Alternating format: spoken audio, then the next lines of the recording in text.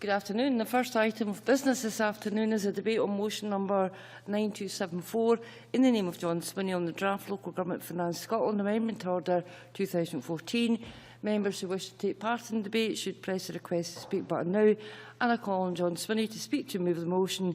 Cabinet Secretary, you've got 8 minutes. Presiding Officer, on the 6th of February, Parliament approved the Local Government Finance Scotland Order 2014. This enabled Scotland's local authorities to set their revenue budgets for the forthcoming financial year 2014-15. In setting their budgets for next year, local authorities were asked that in return for the full funding package available, they agreed to freeze council tax levels for a 7th consecutive year and also to maintain teacher numbers in line with pupil numbers while securing places for all probationer teachers who require one. If any local authority took the decision not to set aside funding in their 2014-15 budgets to enable these two commitments to be fulfilled, I made it clear that the local authority must have written to me before the 10th of March to set out the position the authority intended to adopt. I can confirm to Parliament today that I have not received any such letters, and in fact the decisions arrived at by local authorities entirely are consistent with the 2 points of commitments that I have set out in my earlier remarks. As a result, I am pleased to say that all 32 local authority budgets contain the provision to enable both commitments to be fulfilled, and the continuation of the council tax freeze for a 7th year will be particularly welcome news for hard-pressed council tax-paying households across Scotland. In view of the 2014-15 budget process having been concluded, this amendment order seeks approval to the payment of each local authority's share of the £70 million set aside to compensate councils for the council tax income forgone as a result of the continued council tax freeze. Today's amendment order is also seeking parliamentary approval for the £274.4 million, which represents the initial 80% allocation of the Council Tax Reduction Scheme funding for the next year. This arrangement of distributing the majority of the funding until such time as more up-to-date information becomes available has been agreed with the Convention of Scottish Local Authorities, and this repeats the process first introduced for the current financial year. Linked to this, the amendment order also includes over £7 million for Council Tax Reduction Scheme administration costs that are distributed to local authorities. There is also an extra £400,000 for councils as part of the establishment of the Single Fraud Investigation Service. And finally, following receipt of more up-to-date information being made available by the Department of Work and Pensions, this has allowed us to reallocate the £20 million discretionary housing payments money for next year on a more accurate basis. It should be noted that this amendment order does not include the funding for the free school meals and the extension of childcare to 2-year-olds that were set out in the debate in January, as discussions on the distribution of these sums is still continuing. Taken together, these changes will add almost £352 million to the amount of general revenue grant we will be distributing to local authorities next year, over and above the sums included in the original 2014 order. This means that the total revenue funding in 2014-15 will be almost £9.85 billion, and the overall total funding package, including capital, will be over £10.6 billion. Presiding Officer, I'd like to take this opportunity to make one further adjustment to the 2013-14 revenue funding allocations since the 2014 order was approved on the 6th of February. Similar to the position with the 2014-15 financial year, we have received more up-to-date information from the Department of Work and Pensions to enable me to distribute the £70.2 million, which represents the 20% of the first year of the Council Tax Reduction Scheme that we held back until such time as we had sufficiently accurate and detailed information to enable us to distribute those resources on an accurate basis, local authority by local authority, to meet the needs of and demand for the Council Tax Reduction Scheme. These final additions mean that local government will have received a further £70.2 million this year, on top of the net increase of £20.4 million included in the February order. Although not part of today's amendment order, I'd like to take this opportunity to update Parliament on the position relating to the distribution of the 2015-16 Local Government Finance Settlement. On the 21st of February, I wrote to all COSLA leaders setting out that I was minded to approve the proposal from COSLA, not to update the relevant indicators, but considered that in the interests of transparency, Council leaders should be aware of the implications of such a course of action. I received the COSLA President's reply on the 3rd of March, in which he informed me that COSLA leaders have agreed collectively to reconsider their position at their meeting on the 25th of April, once they have had the opportunity to scrutinise the detailed calculations behind the two sets of figures. My officials have now provided COSLA with all relevant information that is required to enable that consideration to take place, and further discussions are underway with COSLA in relation to those particular points. I remain of the view that the needs-based indicators should be uprated. However, in line with the importance I attach to our joint partnership working, I have indicated that I would be prepared to accept the COSLA leaders' view of not uprating the indicators after all local authorities have had the opportunity to consider the financial implications in a transparent way and in light of all the relevant facts. I am aware that this distribution issue has been linked to a number of local authorities indicating a desire to leave the membership of COSLA, but membership of COSLA is a matter for individual councils to resolve. The Scottish Government remains committed to working in partnership with COSLA, and we firmly believe that this is what the people across Scotland would expect from both their central and local government organisations. Presiding Officer, the approval of this order will authorise the distribution of a further almost £352 million for 2014-15 and a further £70.2 million for this year to local government to support the essential services our local authorities deliver for our communities. The approval of this amendment order today is absolutely vital, as the funding included in it has already been taken into account by local authorities in setting their 2014-15 budgets. The loss of over £422 million in funding would have serious consequences for all local authorities, the communities they serve and the people of Scotland who rely on these vital services. Given that I have not received any notification that any individual local authority has not budgeted to fund the Scottish Government's commitments relating to the council tax freeze and the maintenance of teacher numbers in line with pupil numbers that I outlined earlier, I take that to mean that local government is satisfied with the overall funding package and the specific commitments that this government asks for in return. A vote against this order would be going against the wishes of each and every local authority across Scotland and depriving local authorities of £422 million of essential services support to assist in the provision of education, social work services, the council tax reduction scheme, and to protect those most at risk from the bedroom tax, as Parliament intended in its budget earlier this year. I fully accept that in an ideal world of endless resources, local government could make use of extra money, but I firmly believe that Scotland's local authorities have been treated fairly. I think my view was very clearly underlined by the Chairman of the Local Government Association, Sir Merrick Cockle, who said, following the 2013 UK spending review, that every year I meet my opposite numbers in Scotland, Wales and Northern Ireland, and they listen to us in wide-eyed disbelief at the budget cuts we are enduring, and they are not. Presiding Officer, the distribution of funding set out in this amendment order is essential to enable Scotland's local authorities to implement their approved budgets. I move the amendment that Parliament agrees the Local Government Finance Scotland Amendment Order. I now call on Sarah Boyack to speak to and move amendment number 9274.1. Ms Boyack, you've got 6 minutes. Thank you, Presiding Officer. Last year, when we discussed the local government settlement, I moved a reasoned amendment on the bedroom tax. SNP speakers completely ignored the Labour amendment. They made no reference to it in their speeches and voted it down without a word. I moved that amendment last year because I'd received briefings from my colleagues in local government about the impact they feared the bedroom tax would have, playing havoc with their budgets, those of housing associations and with the finance of social housing tenants. They predicted that even tenants who'd never been in debt would be pushed into debt, indignity and hardship, and their predictions sadly came to pass. That's why we made sorting out the bedroom tax our top priority in this year's budget, so we welcome the deal that John Swinney agreed to. But pressured local government faces real underfunding and centralisation.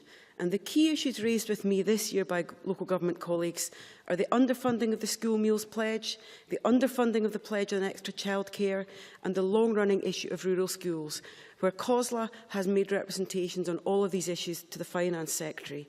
Now, there is a common denominator in those three issues, which is the Cabinet Secretary for Education. So I hope that the Cabinet Secretary for Finance will speak to his colleague and ask him to accept the reality of funding these new commitments and work with COSLA to sort the problems out. Now, last week I asked the Cabinet Secretary whether he felt it acceptable to pit council against council with the estimates he'd produced on local government funding, rather than address the yawning gap between the rising costs of local government services and the underfunded settlement that he proposes this year. The Cabinet Secretary responded by challenging the figures I'd quoted to him and demanding to him that I write him to explain myself. Yet it was within hours that he wrote to me to correct the figures he had used in reply in the Chamber. And today we vote on an order we cannot amend. We can raise concerns, however, and I believe that is our job as an opposition in this Chamber. Throughout the year, yes, I would. John Mason. I mean, I wonder if the member would like to tell us, if she did have the power to amend it, where she would take money from if she wanted to give more to local government? Well, the point that has been made by commentator and research institute and organisation after organisation is that where the SNP has left council finance is it is now completely unsustainable. And that is the issue that you would have to address in fixing what's happening with local government. Throughout this year, I have challenged SNP assertions about local government finance. My questions have been formulated, as I say, as a result of research and reports from the Joseph Rowntree Foundation, from Audit Scotland, from Unison and from SPICE, amongst others, a whole raft of organisations asking pertinent questions about the unsustainable nature of local government funding. Nearly 40,000 jobs gone from local government since SNP came to power, and frontline staff under increasing pressure. No, thank you. There's the growing challenge of supporting people on low incomes, of deprivation and providing care for the increasing numbers of older people who need that care. Now, last year, the Cabinet Secretary claimed that he'd allocated a flat cash settlement. That was his plans in the autumn. But analysis from SPICE shows that the year-on-year impact of the cuts, whether you take the periods 2008-9 to 2012-13, which doesn't include police and fire, and 2007-8 to 2014-15, where they've made their best estimate of the reality of the figures in relation to the General Resource Grant, shows that local government finance has been hit. And as the First Minister said today, you don't just want to take 1 year, you want to take the general trend. These real terms cuts come at a time when councils have faced a 10% increase in costs. It doesn't add up. General underfunding, underfunding of the council tax freeze and specific underfunding this year on SNP education commitments. COSLA's partnership with the Scottish Government only works when the Scottish Government listens to the concerns raised by local government and doesn't disregard them. So I call on the Scottish Government to acknowledge the concerns raised by COSLA that they agreed to put to the Finance Secretary at their meeting 2 weeks ago on the issues I've put on the record today. The Cabinet Secretary has not addressed all of the issues that they put to him, and the figures that the Cabinet Secretary has laid in front of us today do not fix the progressive underfunding of local government and the centralisation that has been the case since the SNP came to power. The SNP government, presiding officer, has a track record of denying there's a problem with funding. Then when they get representations from people telling them just how bad their proposals are, they do find more money to put into the pot. Not enough, but a bit more. And that's how they've addressed underfunding in housing, in colleges, and of course the bedroom tax. So I hope that today's debate will lead to the Finance Secretary responding over the months more positively to the representations made by local councils and our constituents. That's the crucial point. Our constituents and organisations who've had to deal with the impact of cuts and of service reductions across the country, and to the people who find services are no longer in existence or services that they cannot afford to pay for and therefore cannot use. I hope today that we will get a positive response from the Finance Secretary. There is a challenge being posed by him with his centralised agenda that is leading to jobs being lost across the country and local authority staff increasingly under pressure. We need to have our local councils and the services they provide properly resourced so that they can deliver the services that they were elected to provide. I move the amendment in my name. Thank you, Ms Black. I now call Cameron Buchanan. Mr Buchanan, you've got 4 minutes. Thank you, Presiding Officer. Again, as with the previous finance order debated last month, this merely formalises the transfer of monies already agreed by Parliament and authorises the cash held back for the purposes of the council tax freeze.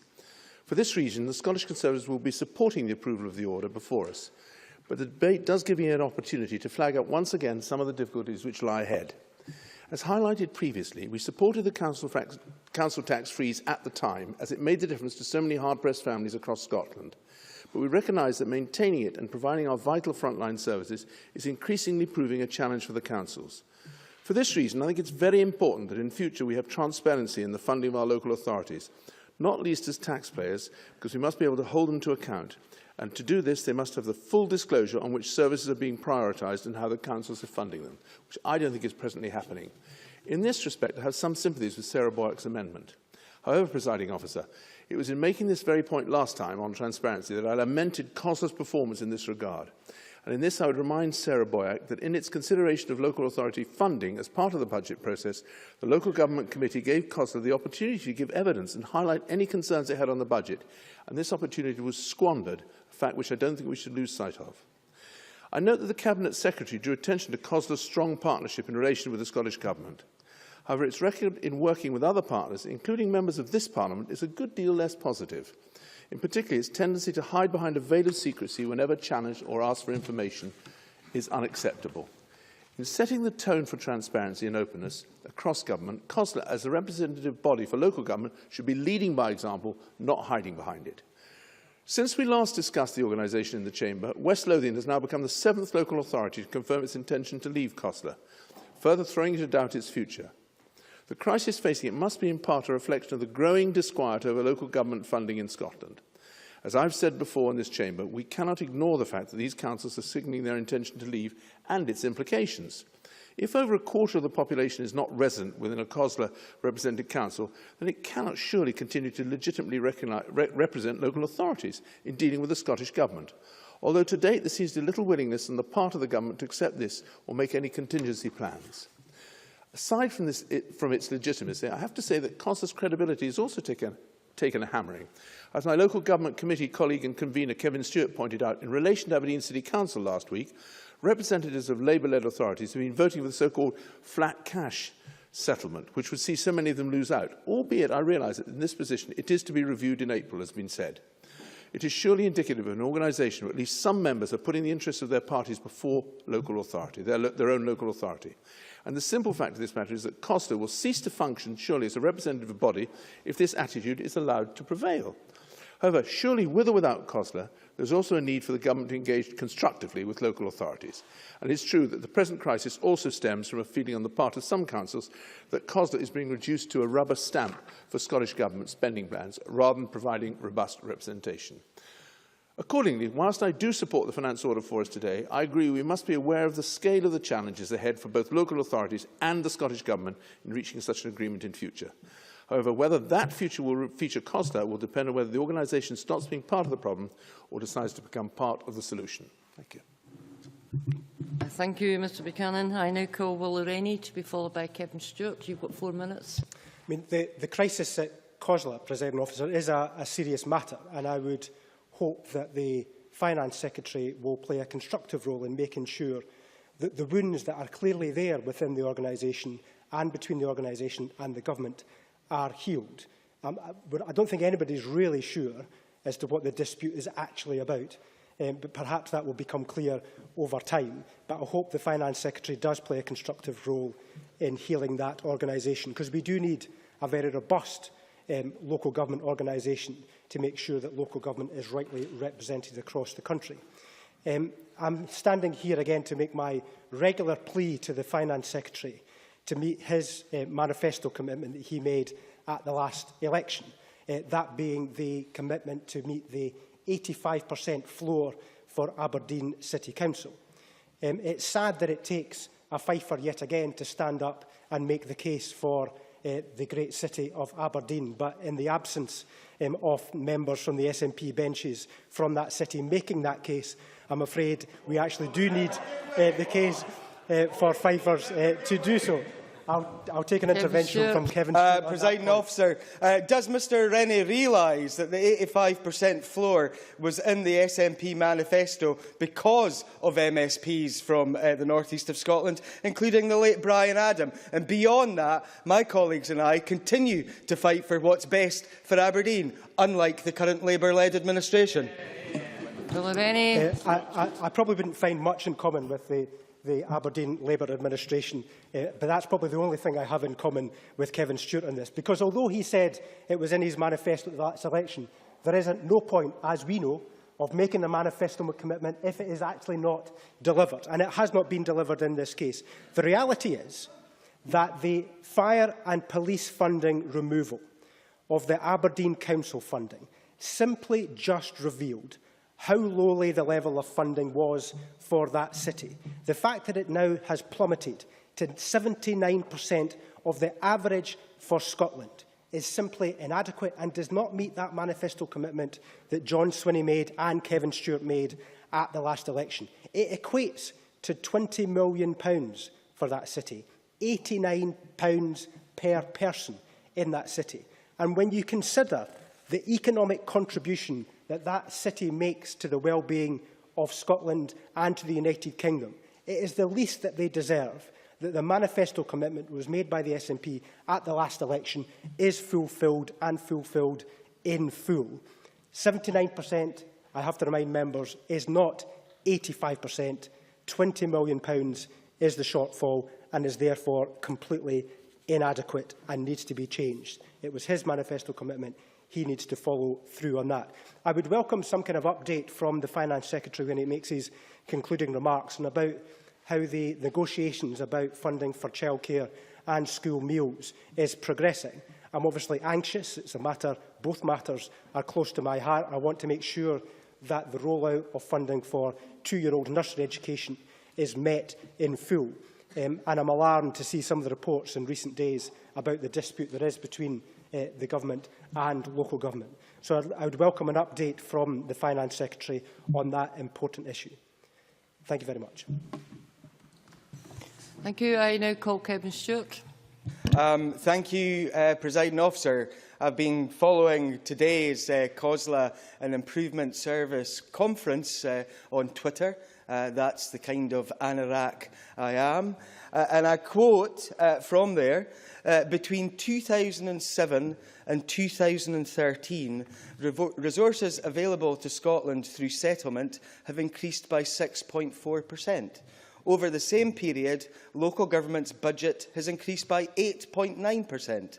This demonstrates success. So says Councillor David O'Neill, President of COSLA, a Labour councillor who recognises that this government has delivered for local government here in Scotland. And when we compare that to the situation south of the border, as the Cabinet Secretary has already pointed out, where budgets have been slashed dramatically, I think that we are doing pretty well here, particularly under the circumstances of austerity that comes from the Tory Lib Dem government. And while I talk about Lib Dems and the fact that they're propping up these austerity measures, I find it quite bizarre for Mr Rennie to stand here and pontificate about Aberdeen, considering the fact that when his colleagues were in coalition with Labour here, they refused to sort out the Aberdeen situation point blank. At least this government has put in place a fairer settlement for the city of Aberdeen, and I, for one, will continue to fight for that. And that is against opposition from many others. And I quote Gordon Matheson, the Labour leader of Glasgow, from the Evening Times on the 13th of December 2011. As quickly as we work to protect schools, jobs and the vulnerable of this city, the SNP government bleed money away to other parts of the country for political gain.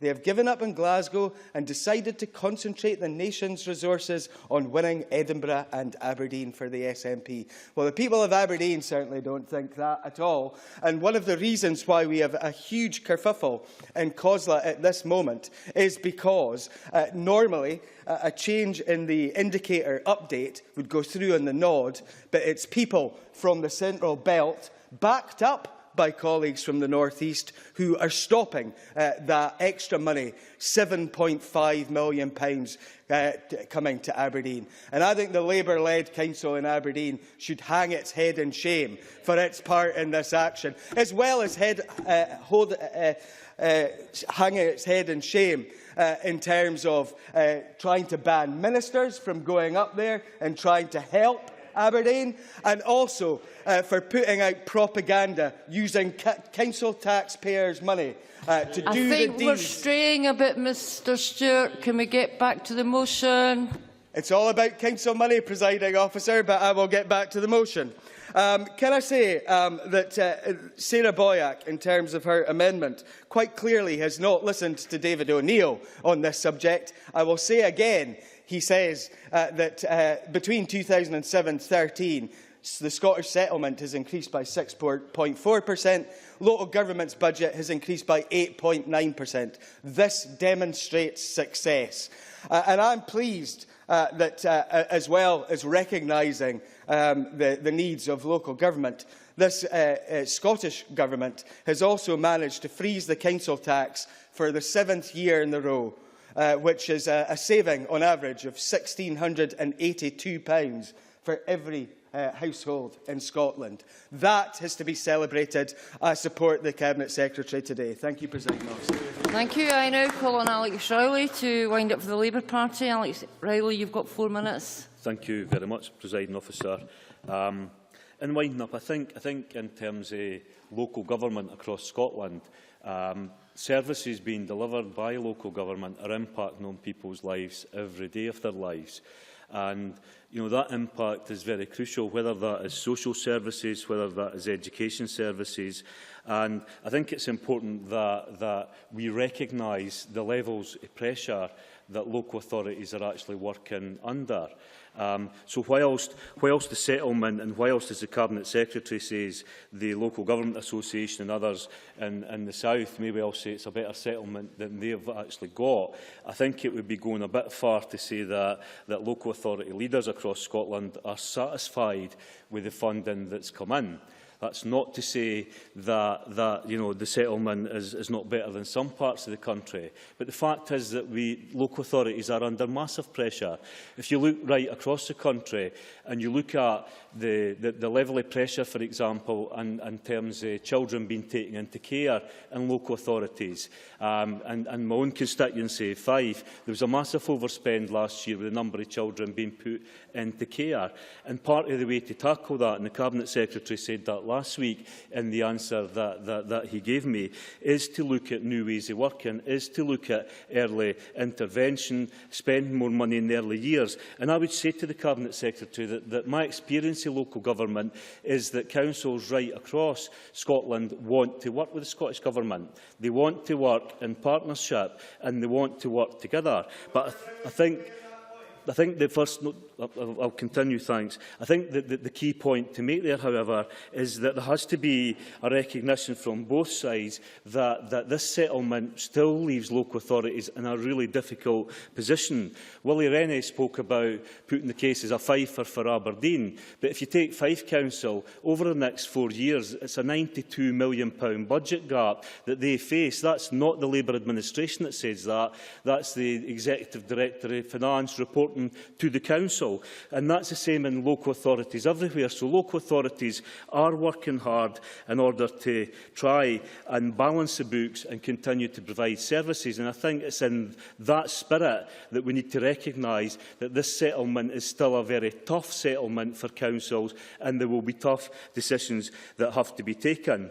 In terms of Cameron Buchanan and the point he makes about the council tax freeze, I think local authorities are saying that at some point you need to find a way forward, and COSLA have kicked off this review, this commission that's looking at how you finance local government, and I certainly, and Labour certainly welcome that. There needs to be a discussion and a debate in terms of how we move forward and how do you finance local government.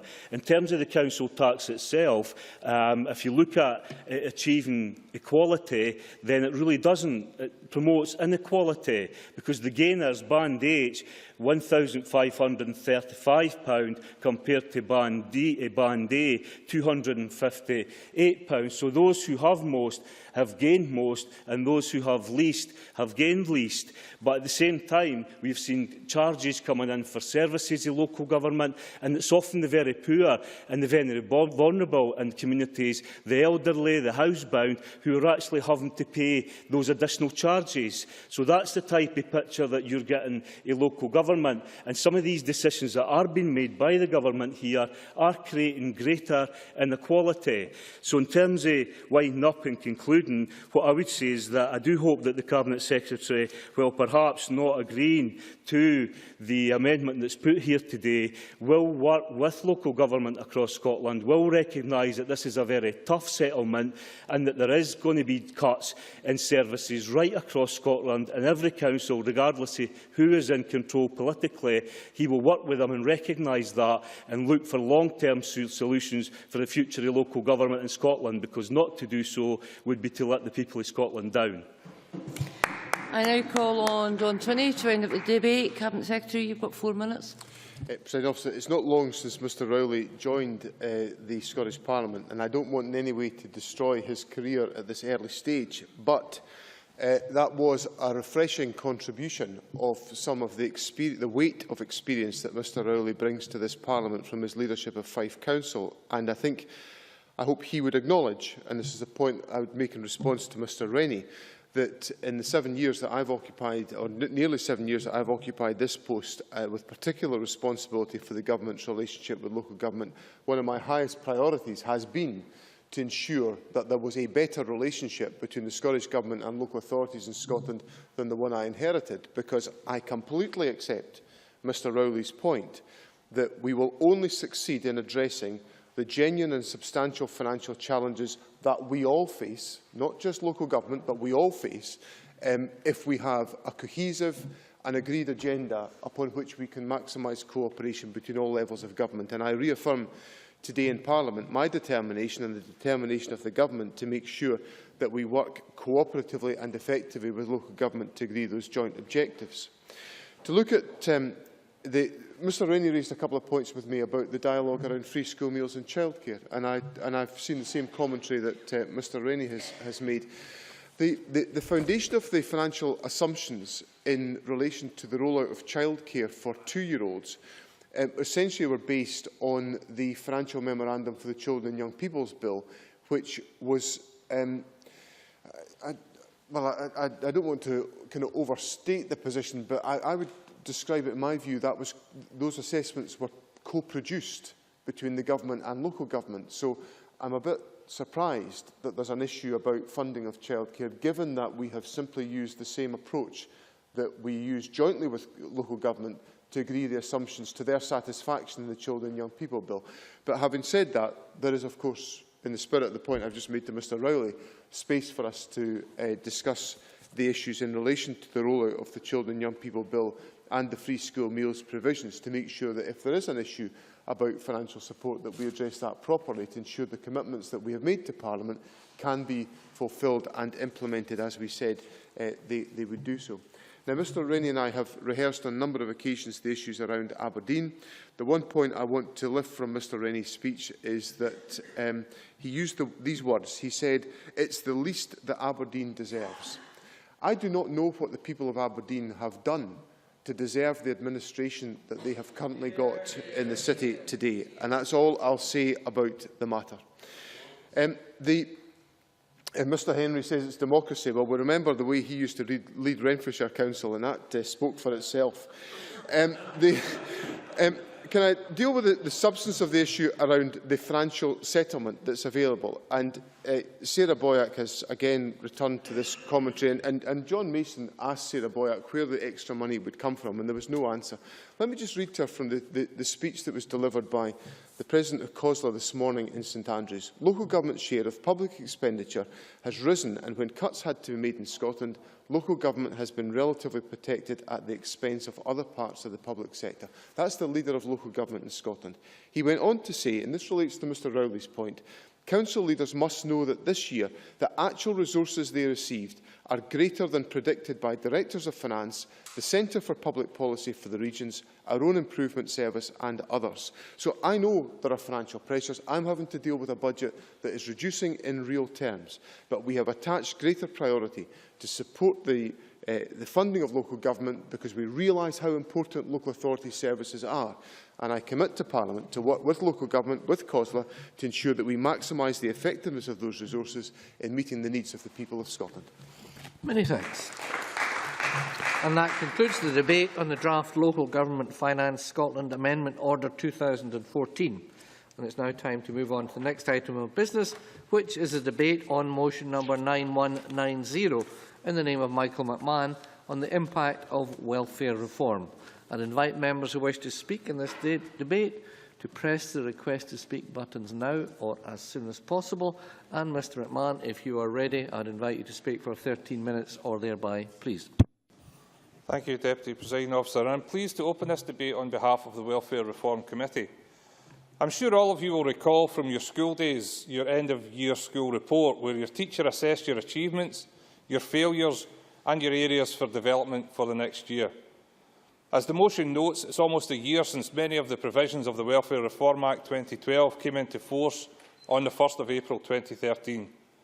This afternoon's debate presents us with an opportunity to report on the performance of those UK Government welfare reforms, and I'm afraid that the end-of-year report is one riddled with fails, could do betters, and needs to pay more attention to those welfare reforms as affecting. We also have a great deal of concern about welfare reform's future performance. I hasten to add that this view is shared by the majority of the committee, but not all of the committee. I'm sure Alec Johnson may not agree with this assessment of UK Government welfare reforms, and I hope these differences in opinion will be aired during this afternoon's debate, and I can see Mr Johnson licking his lips already. But if we assess welfare reform in relation to its contribution in class, it would be awarded an F. In economic terms, it's actually taking money out of the Scottish economy.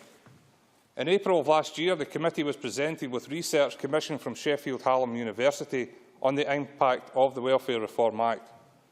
The headline figure put the UK Government's package of welfare reforms as losing a staggering £1.6 billion per year to the Scottish economy. The committee has recently commissioned Sheffield Hallam to again conduct further work in this area, this time looking at the impact of welfare reform at a ward level. And the impact of welfare reform on the individual has been a key focus of the committee's work to date. We have delved below those alarming figures to assess the impact on the people of Scotland. Through our Your Say initiative, we have tried to give a voice to ordinary people to let them tell us what welfare reform means for them. We have invited anyone who wishes to write into us and tell us their personal stories. Well, they've certainly done that. To date, we've had well over 100 individuals take the time and effort to contact us with their experiences about the impact of welfare reform on their everyday lives. We've held 4 formal committee meetings where individuals have delivered their personal testimonies to the committee. And I have to tell you that in 15 years as an MSP, I've never heard such extraordinary, moving, shocking and painful evidence. Evidence such as that we heard from Scott Wilson, a 46-year-old with a young onset Parkinson's who recently separated from his partner of 20 years. Having lived in his home for 25 years, he is now subject to the bedroom tax.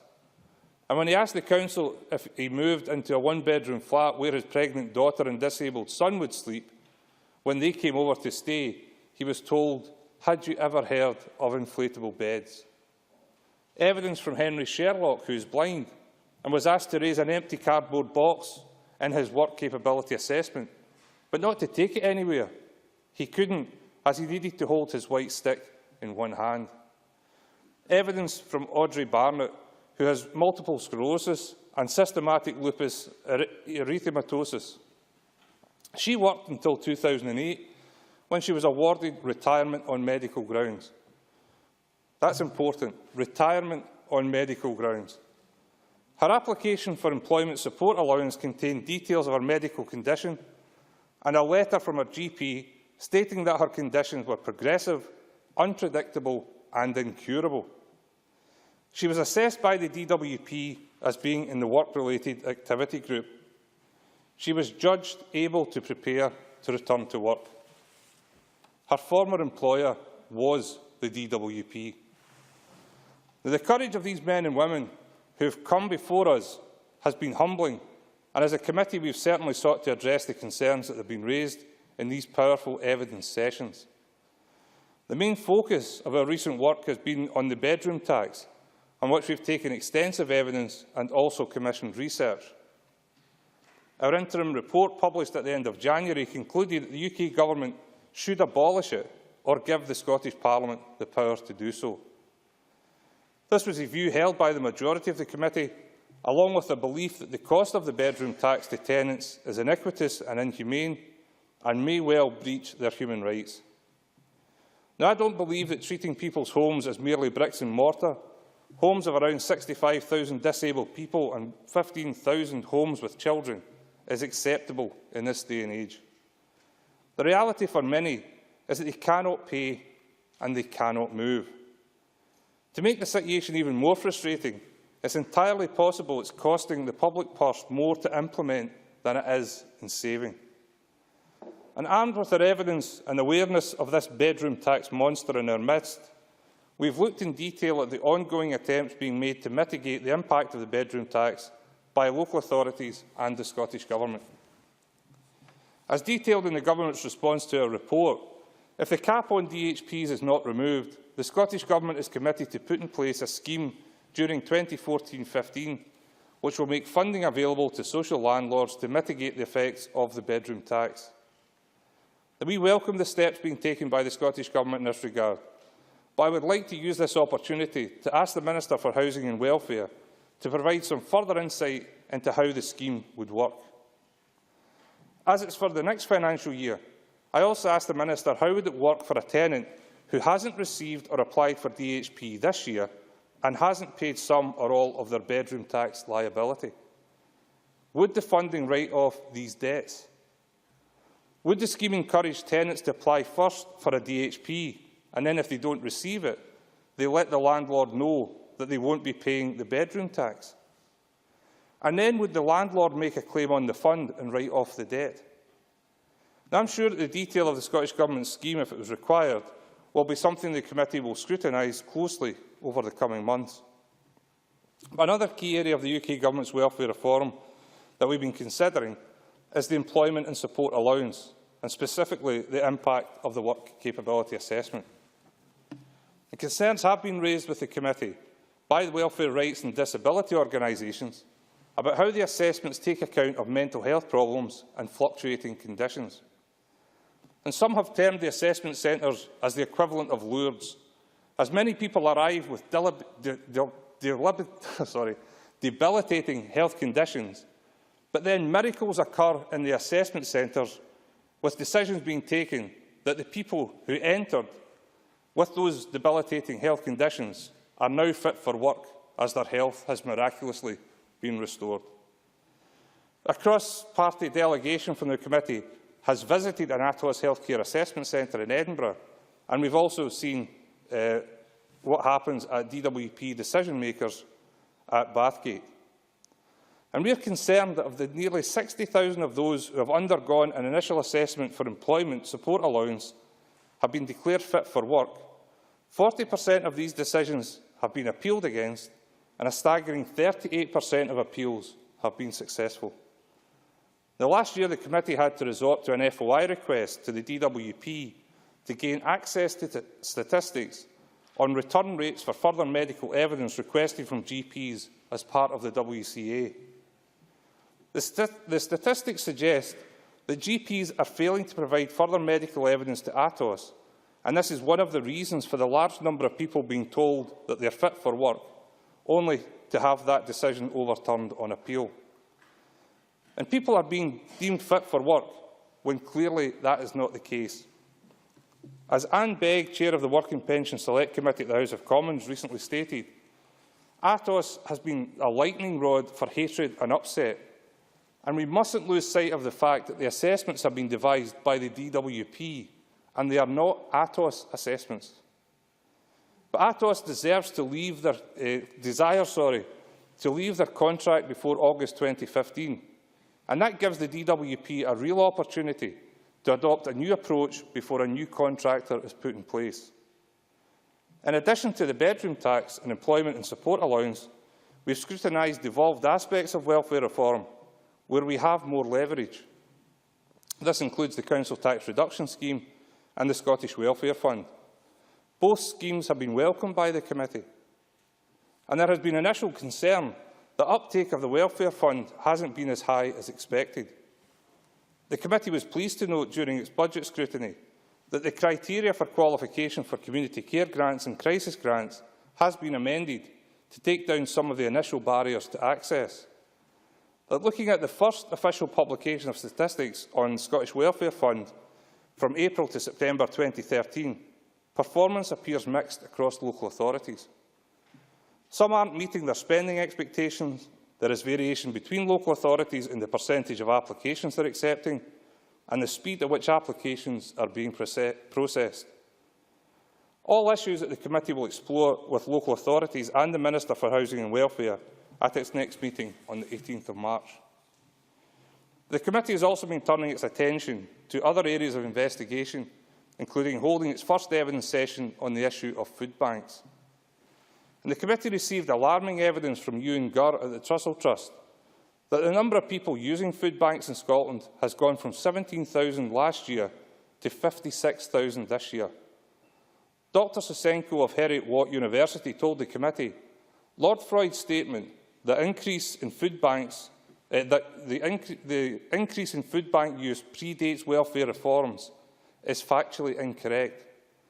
It has become a major factor fuelling demand for food aid.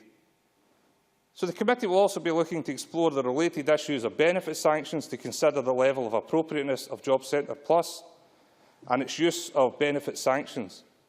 This will start with taking evidence directly from people in Glasgow who have been subject to sanctions. And before the summer, we will be visiting the DWP to consider the implementation of the Universal Credit Pathfinder area in Scotland. We will consider the concerns that have been raised about how people will cope with universal credit, and especially with direct monthly payments for rent and difficulties involved in getting people equipped with sufficient digital ability to complete forms for benefit applications. But the final issue I would like to raise in relation to welfare reform, in terms of its report card, is attendance. Attendance is a vital component of performance. However, to date, we have not seen any attendance from UK Government ministers at public meetings of the Welfare Reform Committee. We have issued a number of invitations to the Secretary of State for Work and Pensions, the Minister for Welfare Reform and, most recently, the Minister for Employment, to come and give evidence to the committee on the issue of welfare reform. All to date have been declined. We currently have one invitation to the Secretary of State for Scotland, which is outstanding. I only hope that this debate highlights why his attendance and that of his colleagues is vital to our work. The reforms are failing to achieve their aims, they are failing to pay attention to the people directly affected, and they are failing to offer a safety net to the most vulnerable people in society when they require it.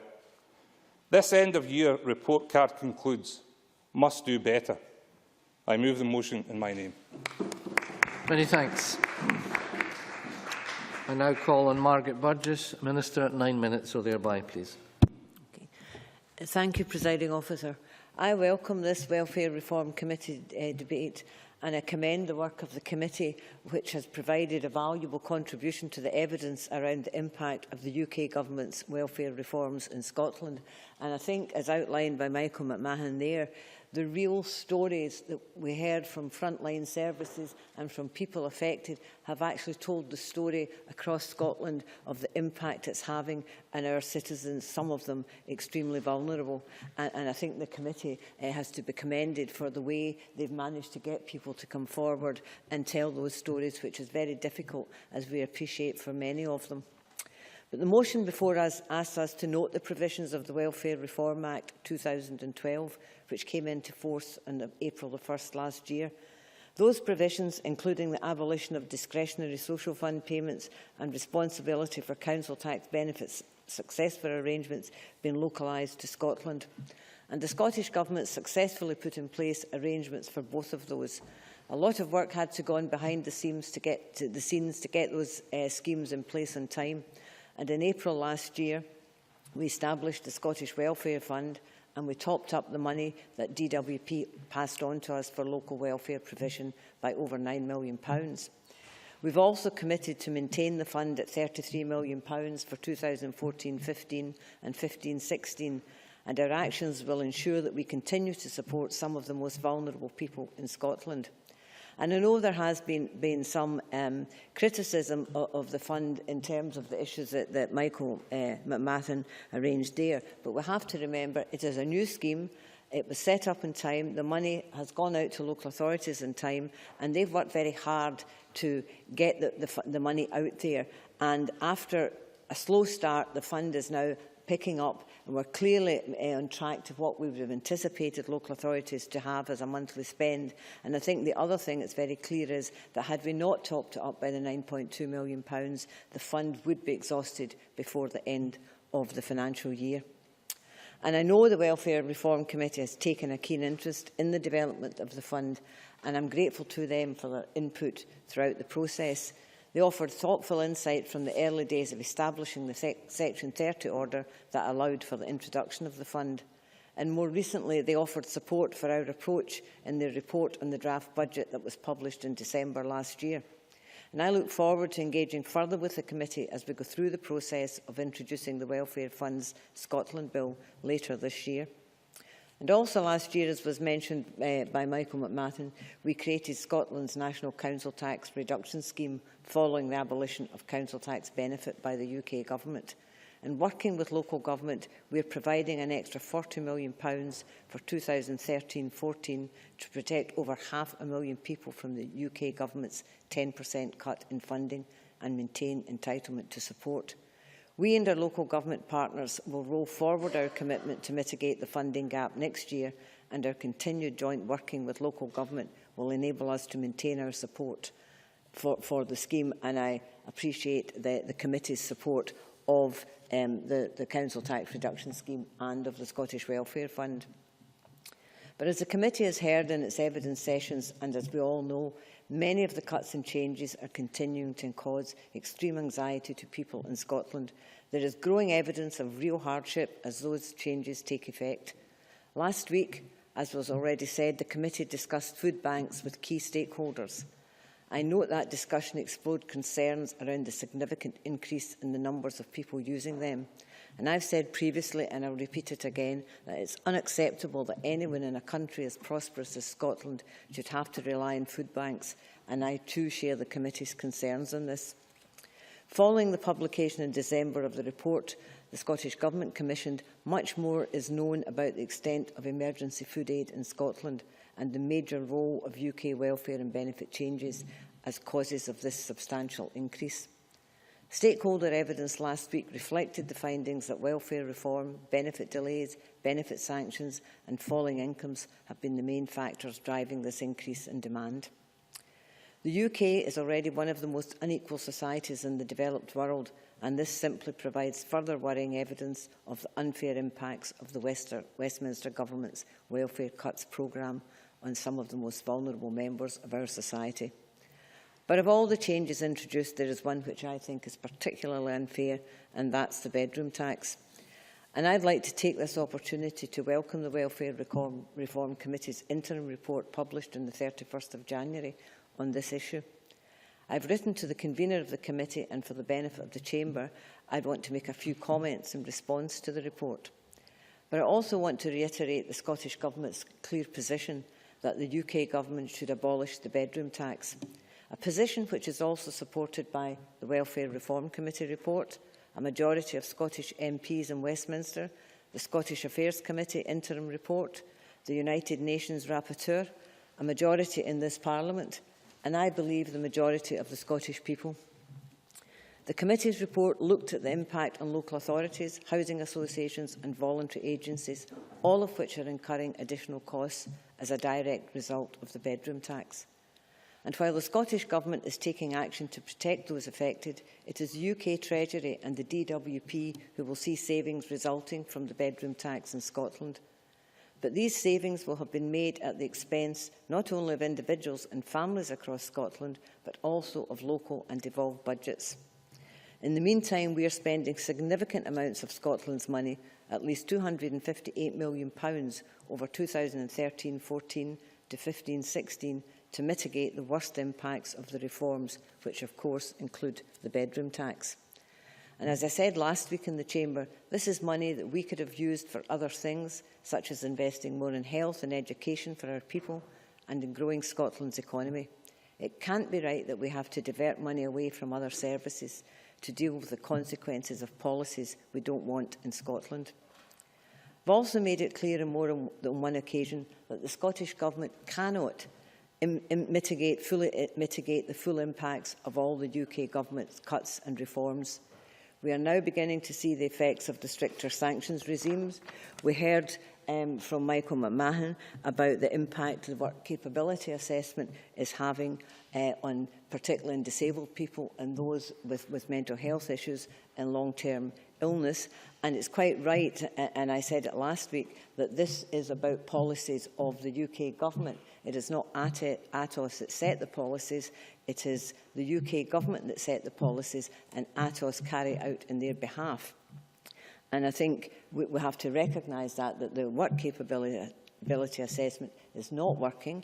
It's been reviewed, I think, 4 times, and there must come a point when the UK Government has to recognise it is not fit for purpose. It's been tinkered with, it's been tampered with, they've tried all sorts of things. It is simply not fit for purpose.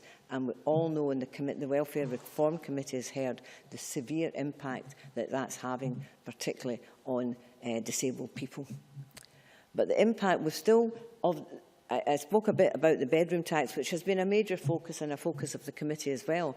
But I have to say that the bedroom tax is a small portion of the cuts, the projected cuts that we're going to see across the Scottish economy. And we're now about to see the impact of the 1% uprating of benefits when that starts to kick in, putting more pressure on already struggling families, and to make... also on the frontline advice services, and I'm sure that's something else that the Welfare Reform Committee will want to follow with interest. But, Presiding Officer, I'll finish by saying that I look forward to taking part in the Welfare Reform Committee evidence session next week, and I look forward to taking part in further debates initiated by the Welfare Reform Committee, telling us and listening to people about the impacts welfare reforms are having across the length and breadth of Scotland. Thank you. Thanks very much. I now call on Jackie Bailey. 6 minutes or thereby, and there's quite a bit of time for interventions if anybody wants to have a go. Thanks very much, Presiding Officer. Let me start by complimenting the Welfare Reform Committee for all their hard work, because they have been very diligent, they have been very robust in their scrutiny of the welfare proposals coming from both the UK and the Scottish Governments, and they have, as Michael McMahon quite rightly pointed out, taken a considerable amount of first-hand testimony from people experiencing the hard edge of welfare reform. And that has been particularly instructive, I think, in our debates. Now, I did say the last time we debated this that I don't disagree with the need to reform welfare. What I fundamentally disagree with is the use of reform as a guise for nothing more than cuts. And these are, without any shadow of a doubt, swingeing cuts. Swingeing cuts that are completely arbitrary, hitting the disabled and the poorest in our community the hardest. So much for David Cameron saying that the cuts would be borne by those with the broadest shoulders. Now, this morning, the Deputy First Minister and I attended the launch of Poverty in Scotland 2014, a publication which sets out the challenges and some of the policy choices we face in the context of that swathe of welfare reform coming at us. But one thing that was clear, they didn't want the Scottish Government's focus on the independence referendum to cloud the action that frankly needs to be taken now. And there was agreement on that point. So let me talk a little bit about the opportunities now. And let me start with the bedroom tax, because there is absolutely no doubt in my mind that this is a completely wrong-headed policy. I hope the Tories abolish it with immediate effect. But, you know, using such a crude financial instrument to fix a problem with public sector housing supply actually is quite daft. And just for the avoidance of doubt, there was no option at all in Scotland for all the people affected to move to a smaller property. I was told a set of figures that there were only 20,000 lets available for one-bedroom properties, but we need a further 60,000 to effect all the moves required. In 1 second, SFHA suggests that it could be actually as few as 3,500 smaller properties available in any given year. And whatever the figure, it clearly isn't enough. Happy to give way to John Mason. John Mason. I thank the member for giving way, and I totally agree with what she's saying about the one-bedroom properties, because even if they are built, would she agree with me that actually one-bedroom properties are not really basically a terribly good idea? Housing associations have not been doing it for some time, and most people want a spare room for a variety of purposes. Bailey. I couldn't agree more with the member, not least because the direction of housing policy in Scotland has been to build lifetime housing. So that allows for flexibility in the number of rooms that there should be. But, you know, I think it was Linda Fabiani that said this in a previous debate. We talk about properties, we talk about housing. These are actually people's homes, you know, and we shouldn't lose sight of that. Now, it did take the best part of a year, and the persistence of my colleagues on the Labour benches, the persistence of Govan Law Centre and the No to Bedroom Tax campaign, who brought petitions to the Petition Committee, to get the Scottish Government to respond to our call to fully mitigate the impact of the bedroom tax. And of course, I do want it to be scrapped, but I am so pleased to say that both the SNP and Labour are committed to its abolition. But, you know, it's not good enough to have people wait until 2015 for a general election, or 2016 in the event of independence for its abolition. People needed and deserved our help now. So I was very pleased that John Swinney set money aside in the budget to fully mitigate the bedroom tax. It shows what we can do when we come together in this Parliament. But, you know, this should never have been a referendum issue. The SNP should not have left people with a growing burden of debt and little comfort until 2016. And I'm pleased they recognise that, because it is exactly for times like these that the Scottish Parliament was created. Our combined action has effectively banished the bedroom tax from Scotland. I do have two remaining concerns, because it would appear that the discretionary housing payment budget is heading for an underspend. Not in local authorities like Western Bartonshire and Renfrewshire, who I know have been very proactive in seeking out those who are likely to qualify. But that's not the case in other areas like Argyll and Bute and beyond. And I hope the Minister will investigate the cause of this and assure us that as much of the money as is there can be fully spent. I also understand that when she met the Scottish Affairs Select Committee on Monday, she ruled out any possibility of helping people that had fallen into arrears of bedroom tax this year. And given the amount of... Sorry, I'm happy to take an intervention from the Minister. Minister Margaret Burgess. I was at the Scottish Affairs Committee, and I would point out that I am not accountable to them either, but I took the courtesy of attending their committee, which their ministers won't do to the Welfare Reform Committee. But I was there, and I can assure you, and I think the record will show, I did not absolutely rule out, as it was written in the Press and Journal, that I ruled that out. That is simply not the case, and I want to make that clear. I am very grateful to the Minister for that intervention, because I will take that in the positive spirit it was intended, and I hope we can open discussions about the possibility of using some of that underspend that clearly is there to actually help people this year who were badly affected by the bedroom tax. So I take that as a very positive commitment indeed. Can I also note, not to try and be difficult about this, but John Swinney discussed the mechanism for getting the money agreed for the bedroom tax out to local authorities and housing associations. April is rapidly approaching. He promised that we would be involved in those discussions, but I haven't yet received a phone call, an email, or indeed even a text. So perhaps the Minister could take that away. But I also want to touch, Presiding Officer, in the time available, on the Scottish Welfare Fund. The Minister had already said that there was a deficit projected for this year. Now, here is the case where power has been devolved to the Scottish Government and they've had difficulty in getting the money out the door. And I understand what the Minister is saying about it being a new scheme, but this is at a time when the need is self-evident and people are queuing for food banks. So I'm very pleased that the Minister is reporting progress and that there is to be an evaluation of the fund. But, Presiding Officer, we're in danger of turning back the clock in our understanding of welfare. Instead of giving people money, we're handing out goods. That's incredibly disempowering and shouldn't be the norm if we believe in the principle of independent living.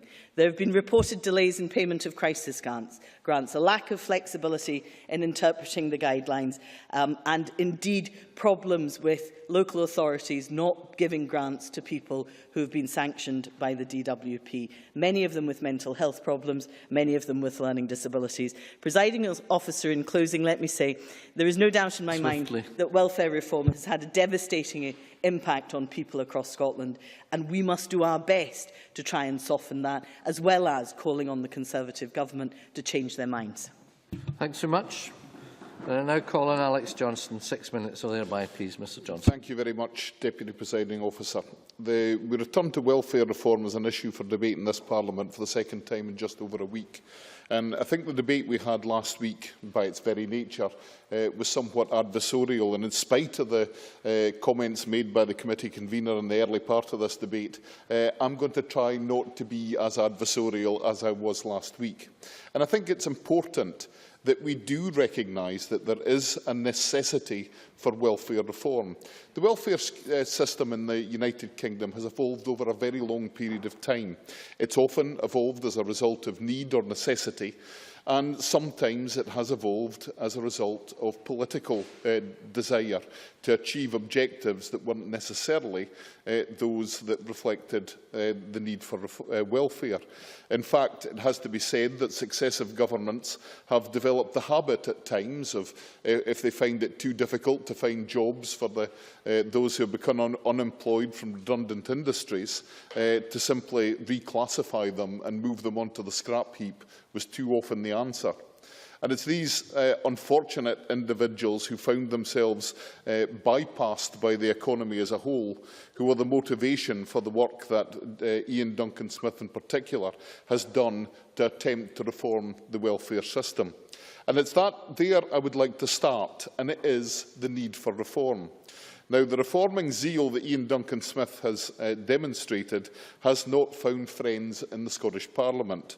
While I am an admirer of the man, I realise that there are many in this Parliament who do not believe that he's taken the correct route. I think the first thing we need to do in this Parliament is realise that reform is necessary and that the subject of reform must be addressed. I commend the Labour Party, particularly Jackie Baillie, for the way in which she acknowledges the need for reform. However, I also acknowledge the fact that my kind of reform and her kind of reform might be very different indeed. But that's what we need to do. We need to talk about how we will reform the welfare system and how we will take that forward over time. We in Scotland, we within the Scottish Parliament, have something to contribute to that process. And I would like to have seen more done in a positive sense than simply opposing the changes which are currently being implemented. The issue of welfare... No, thank you, not at the moment. The issue of welfare reform develops an additional dimension here in Scotland, where, of course, it has been gradually moving up the agenda on the referendum debate. And we persistently hear members, particularly from the back benches of the government here in Holyrood, talking about welfare reform as if it is somehow an unnecessary or an undesirable process. Now, I would like to hear more from the SNP here in this Parliament about how they would like to see the welfare system reformed, rather than simply opposing any kind of reform whatsoever.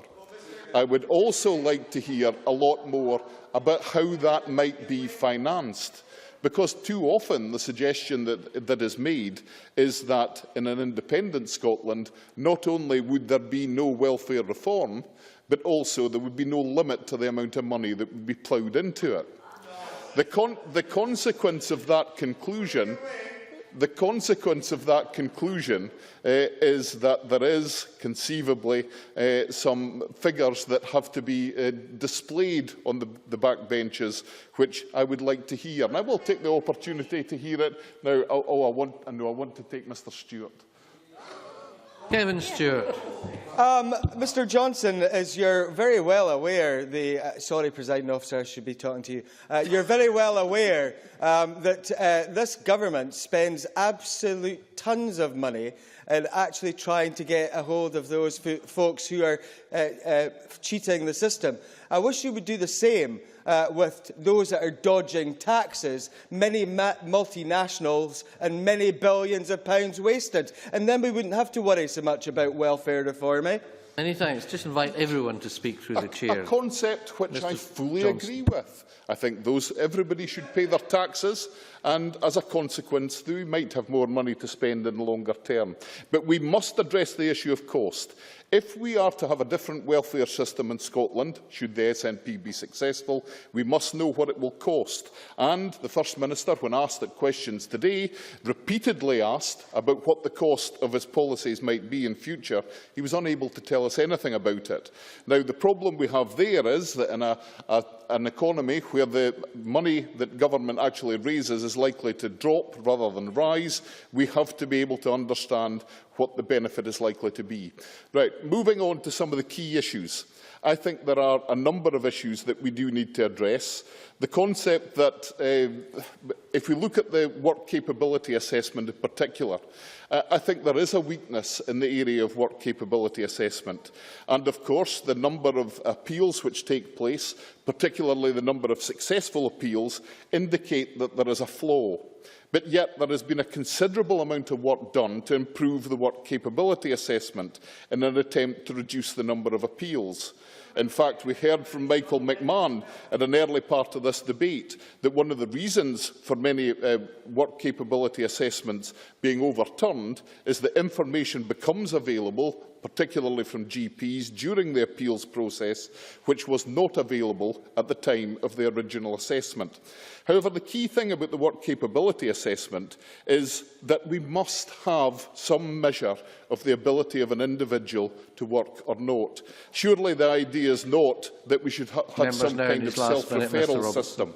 As a consequence, we must make the assessments work, rather than making the mistake of having no assessment at all. Finally, when we look at the issue of universal credit and personal independence payments, there is a long process ahead of us in bringing in these complex new benefits. But I believe that if this Parliament were to work together with the government south of the border, we could achieve a much smoother implementation of these changes than we will if we simply maintain the political standoff that we currently have between the committee, the Minister and the government in the south. Many thanks. And we now move to open debate, and I invite Annabel Ewing to speak for 6 minutes or thereby, to be followed by Mr McIntosh. Annabel Ewing. Thank you, Presiding Officer. And as a member of this Parliament's Welfare Reform Committee, I am pleased indeed to have been called to speak in this committee debate this afternoon. And as we have heard from, I think, the very powerful contribution from the committee convener today, the work of the Welfare Reform Committee has been both wide-ranging and forensic in its attempts to get to the bottom of the impact of the UK welfare reform agenda on the lives of our citizens and indeed on devolved policy areas. And calling the debate welfare reform, I think, is a bit of a misnomer, is it not, Presiding Officer? Because what we are clearly talking about here are welfare cuts, and that is the fact of the matter. But what has clearly emerged from the committee's work so far is that the cumulative impact of Westminster welfare policy is unfair, that it is corrosive, and indeed it embodies a dismantling of the safety net that should underpin the welfare system of a civilised country. And what is striking to Presiding Officer is that this view is not a partisan political view, but it is a view that is widely felt across society in Scotland, where fairness is still regarded as a fundamental of how we wish to be and of the kind of country that we wish to live in. But what is fair about forcing someone with motor neuron disease to either take in a lodger or lose their housing benefit? And why should a recently bereaved widow be harassed by the state to give up her family home or lose her housing benefit? And how can we hold our heads up in all conscience and try to argue that forcing someone with a progressive neurological condition to have repeated work capability assessments is a fair and civilised way to proceed? And surely even Mr Johnson would not seek to try to defend the indefensible in that regard. And of course, certainly. I mean, I'm listening to what the member says, and I completely agree with her about the whole issue of fairness, and that's the big picture here. And I mean, surely would she agree that that's what the DWP was set up for? It's meant to be about fair and about caring for people, and yet they seem to have lost their way, and it seems to be all about rigidly imposing rules and interpreting these.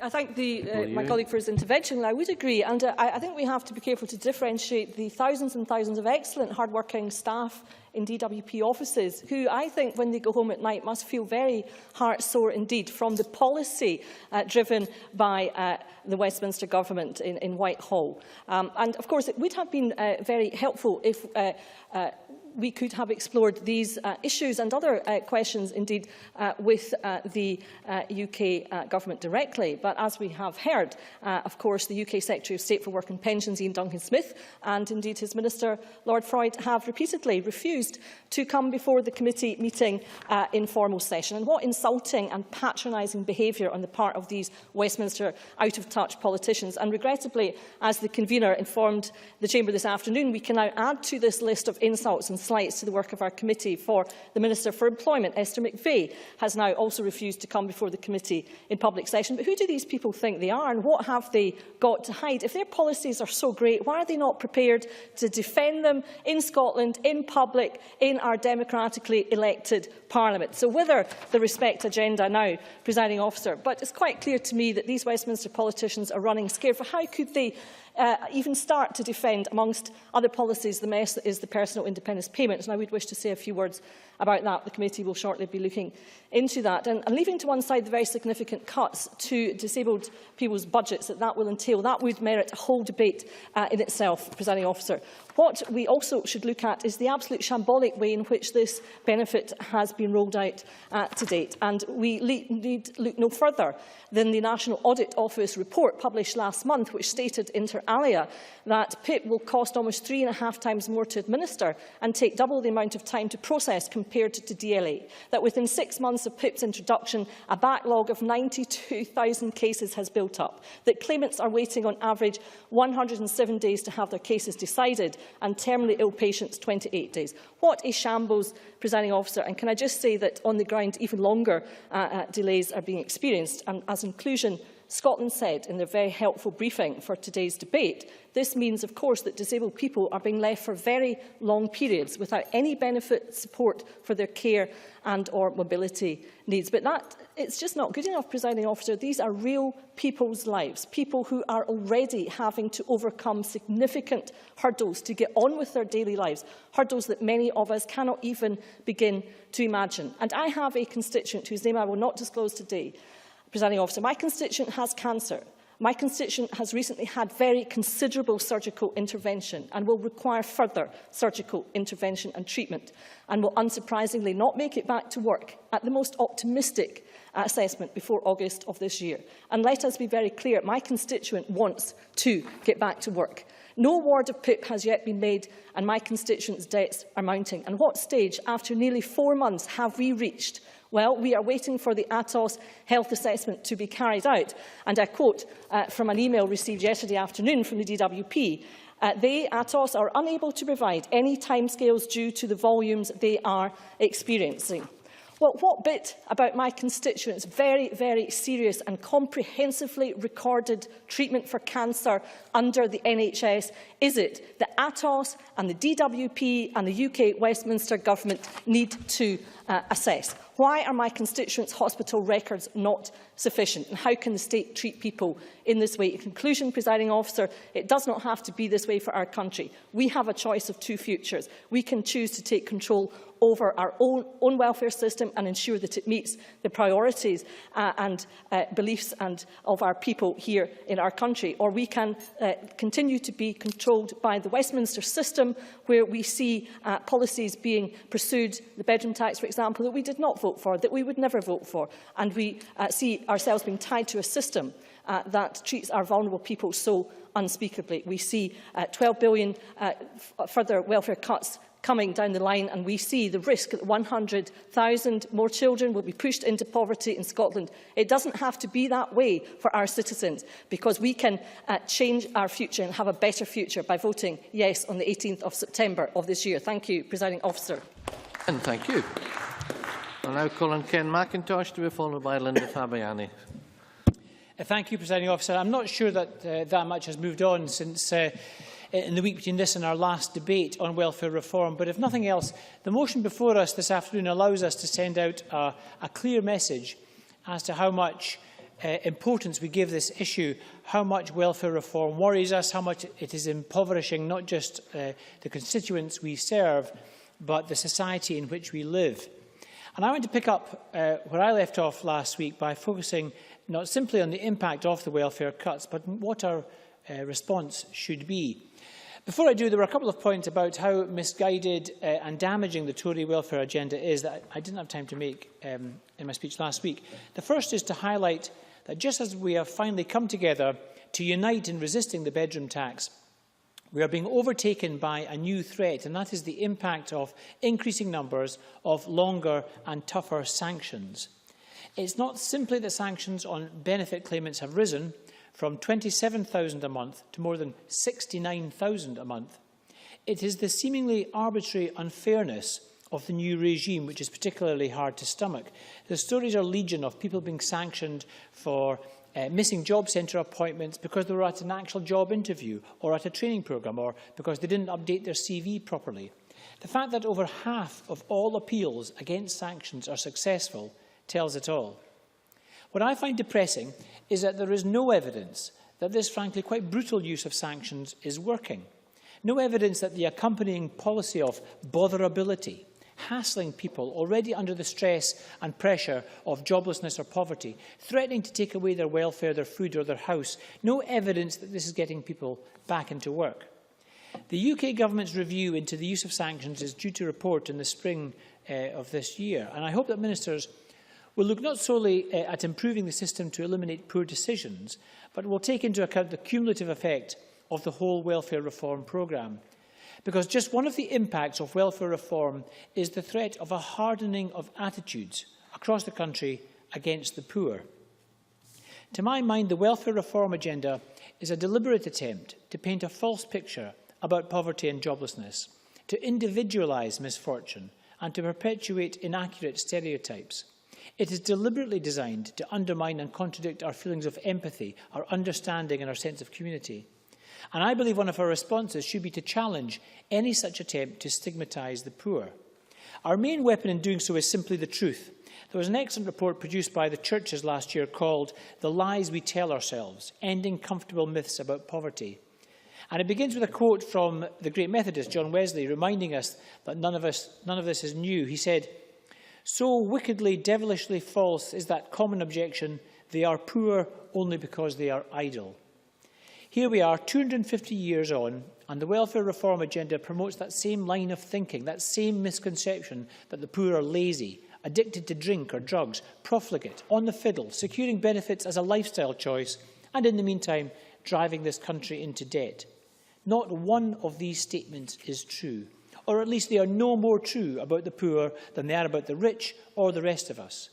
Yet just last month, the Prime Minister himself had to be pulled up, again by the churches, when he tried to claim that the number of workless households had doubled over the last decade. The increase has actually been around 5%. It is up to us, all of us here in the Scottish Parliament, to challenge those who would divide the poor into the deserving and the undeserving. Welfare is not about them and us, it's just about us. Alongside the importance of challenging and changing attitudes, we can take a number of practical steps to help those affected by welfare cuts. I believe most of us have been both surprised and troubled by the fact that the funds made available to mitigate against the bedroom tax and to help all those households who might be falling into debt, rent arrears and possible homelessness have not yet been allocated to those in need. Shelter carried out a survey up to the end of December and found that while 10 local authorities had spent the expected 2/3 of their discretionary housing payments budget, 8 councils had spent less than 1/3. As Shelter also pointed out, the DHP funds which come from the Department of Work and Pensions cannot be carried over into 2014-15. This is use it or lose it money. And given that we know there are rising levels of hardship in many communities, one of our priorities must simply be to encourage those who are eligible for assistance to actually apply. The SCVO and others have also highlighted what we can do to improve the Scottish Welfare Fund. As with discretionary housing payments, the Scottish Welfare Fund is undersubscribed. We know that tens of thousands of people are in such dire need of immediate assistance that they are turning to food banks, and yet they are somehow not able to access the SWF, the main vehicle to provide families with crisis funds. Now, food aid is not a long-term solution, or even a particularly desirable one in the short term. As I highlighted in Stuart Macmillan's recent members' debate, Oxfam have stated their experience in food shortage situations around the world tells us that giving out cash, not emergency food parcels, is more effective and also a far more dignified approach. Bernardo's have suggested that in deciding how to put the SWF into legislation, local and national government need to work in partnership to get this right, learning from the food banks how to provide crisis support in as accessible a way as possible, making it very local and community-based, involving a wide range of organisations, including the voluntary sector, in making referrals, making the application process simple, not complex, and making decisions both more consistent and more immediate. Before I conclude, Presiding Officer, I wanted to make one further point, and that is that perhaps the most important announcement in recent days that will help us resist the impact of the welfare reforms was the Labour Party's guarantee to give a job to all young people out of work for over a year. Now, I recognise that a job by itself is not the full answer. The Joseph Rowntree Foundation has pointed out that more than half the people in poverty in this country live in a working family. But work is still the best way to help people to help themselves. Here in the Scottish Parliament, we can do our bit in turning that job into a decent job, a rewarding job, a job that gives you a sense of well-being. Earlier this week, I was disappointed, I have to say, that the Scottish Government didn't accept any of the amendments to the procurement bill designed to do exactly that, for example, on the living wage, trade union recognition or pay ratios. But the Minister, it was in this case the Cabinet Secretary for Infrastructure, the Deputy First Minister, did indicate her sympathy with the intention behind the amendments, and I believe indicated that she would work to include these proposals in guidance. So, Presiding Officer, we don't have to merely sit here as passive victims of the Tory welfare reforms. There are a range of actions we can take. We can mitigate the worst of the cuts. We can challenge attempts to stigmatise the poor. We can support people back into employment. And perhaps most important of all, we can give people hope. Thank you so much. I call on Linda Fabiani to be followed by Willie Rennie. Thank you, Presiding Officer. I do agree with a lot that has been said already, with the exception of absolutely anything that Alec Johnson said. And can I put on record, I'm unlikely to agree with anything Willie Rennie says, because he's a partner in what I think is, as Ken McIntosh said, the demonisation of the poor in our society. Now, when I joined the Welfare Reform Committee, they had already been doing some work, and I have to say at this point that the convener, Michael McMahon, does a sterling job there, because I think certainly everybody on it, and I would even include Alec Johnson in this, does have a degree of care about what's happening to people. Most of us actually want to do something about it, though. It's called the Welfare Reform Committee. Jackie Bailey's quite right. It's an innocuous title. I think it should be called the Welfare Cuts Committee, because that's what's actually happening. We hear from academics like Sheffield Hallam University, Heriot-Watt University about the impact of welfare reform and the rise in food banks because of it. We hear from experts and professionals in their field. But we also hear, as Michael McMahon, our convener, said, from ordinary people like us. Most of us in here are ordinary people, from ordinary people who are affected by this stuff. And it always strikes me that, you know, when you say to people what committee you're on in this Parliament, no, thank you. No, I would like to get on. Nothing. I would like to get on. Thank you. You know, people say things like, do you enjoy the work in your committee? And usually you can say, yes, it's interesting. But see, this one, I absolutely hate it. I hate going to this committee because I find it depressing, I find it heartbreaking, and I hate absolutely every moment of it. But that feeling is absolutely nothing when you compare that to how those who are directly affected by this so-called welfare reform feel. Those who've been so brave as to come to the committee, and there's many of them, we've heard some of them quoted, and also, of course, those that come to us day and daily in our constituency offices to discuss some of the things that are directly affecting them because of these so-called reforms. The bedroom tax, we've heard the reference, Jackie Bailey mentioned it, that how in this country we have always built homes for life. And I was a housing professional before I was elected. We built homes for life. We were proud of the fact, John Mason was right, we didn't build many one-bedroomed houses, because what we did was we said, we're creating homes here.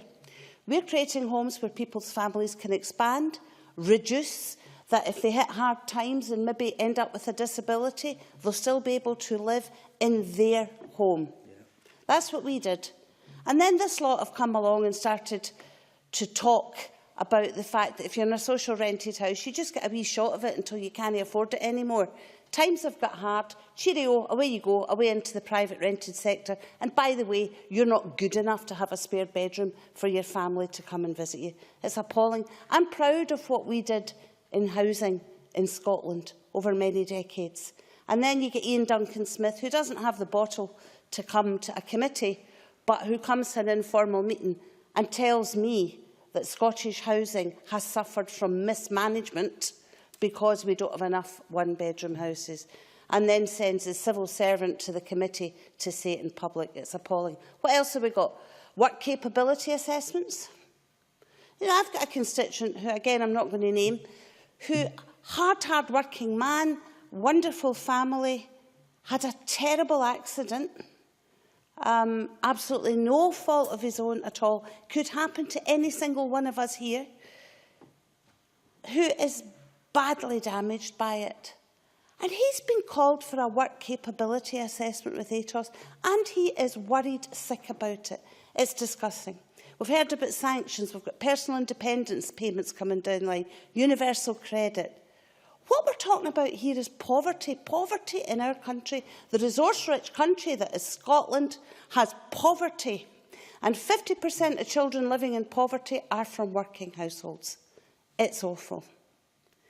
Ian McWhirter said in the Sunday Herald this week, poverty has returned to Scotland in a way I could never have imagined a decade ago. He's absolutely right. Who amongst us would have imagined that in Scotland the use of food banks would increase from 14,318 claimants in 2012-13 to over 56,000 in 2013-14? Is that the best we can hope for here in Scotland? Sitting on a welfare reform committee in a parliament that's not allowed to take full responsibility for the welfare of its constituents.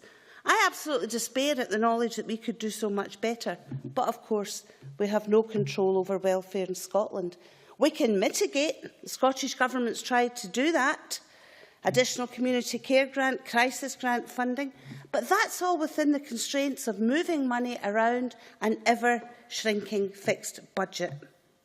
And the Chancellor, George Osborne, hasn't finished yet. He's announced that a further £25 billion in public spending cuts would be required after the 2015 Westminster general election. And I'm sorry to my colleagues on the benches over on the left, I'm actually not that convinced that things would be any different with a Labour win. But I'll tell you what I'm convinced about. I truly believe that an independent Scotland would not elect a government that would treat people like this. Yeah. Regardless of party elected in Scotland, they would not treat people like this. They would not be able to treat people like this. Now, I'm going to leave the last word to Dennis Curran, who, with his wife Cathy and other volunteers, runs my own local food bank, Loaves and Fishes. And it used to be that Loaves and Fishes went out on occasion to help people who were really down there. Now they're going out to ordinary families, ordinary folks, hard-working people. Dennis told us about those who walk up to 4 miles to get to the food bank. He told us about a recent call from social work asking them to give a family of 4 food which needed no cooking because they could not afford the electricity. That's what it's like for people out there. And what Dennis said really got to me. He said, people come to us and they are broken. Do you know what it is to stand with somebody whose heart is breaking because they cannot feed their wains? That's what's happening. And we're sitting on a ridiculous welfare reform committee to look at the effects of what we're allowing to happen to us from those in Westminster. I don't think it's good enough. I really think we could do so much better. And I want to have the responsibility of so-called welfare reform, but looking after the people in Scotland. I want it here. I call Willie Rennie to be followed by Kevin Stewart. I want to start by thanking Michael McMahon and the committee for undertaking this work. I understand it's not been easy work to hear direct evidence from people who are facing unintended consequences of the welfare reform programme. And I understand that's difficult. I have personally, as an MP for 4 years, seen many people come through my surgeries who face difficulties from changes in the welfare system. At that time, it was under the Labour administration. I remember in one particular case, a young man almost crawling across the floor to present his work capability assessment form, which revealed that he had no points in any way whatsoever. They regarded him as therefore not passing that test. We eventually managed to succeed and get that changed and reversed, and the system meant that it worked in his favour rather than against him. I've had many people who've come to me complaining that they had to wait for 4 months for their claim to be assessed because of the move towards the centralised call centres. Absolute chaos in the system as a result of changes to the welfare system. So difficulties through welfare reform is not a new thing. But I understand the committee has taken evidence and has taken evidence that has been quite harrowing in some circumstances. And all I can say is that members in the Liberal Democrats, and certainly I know in the Conservatives too, are listening. I mean, I do meet with the Citizens Advice Bureau, the Child Poverty Action Group, Poverty Alliance, and many others to try and address some of the concerns that they have about the welfare reform programme.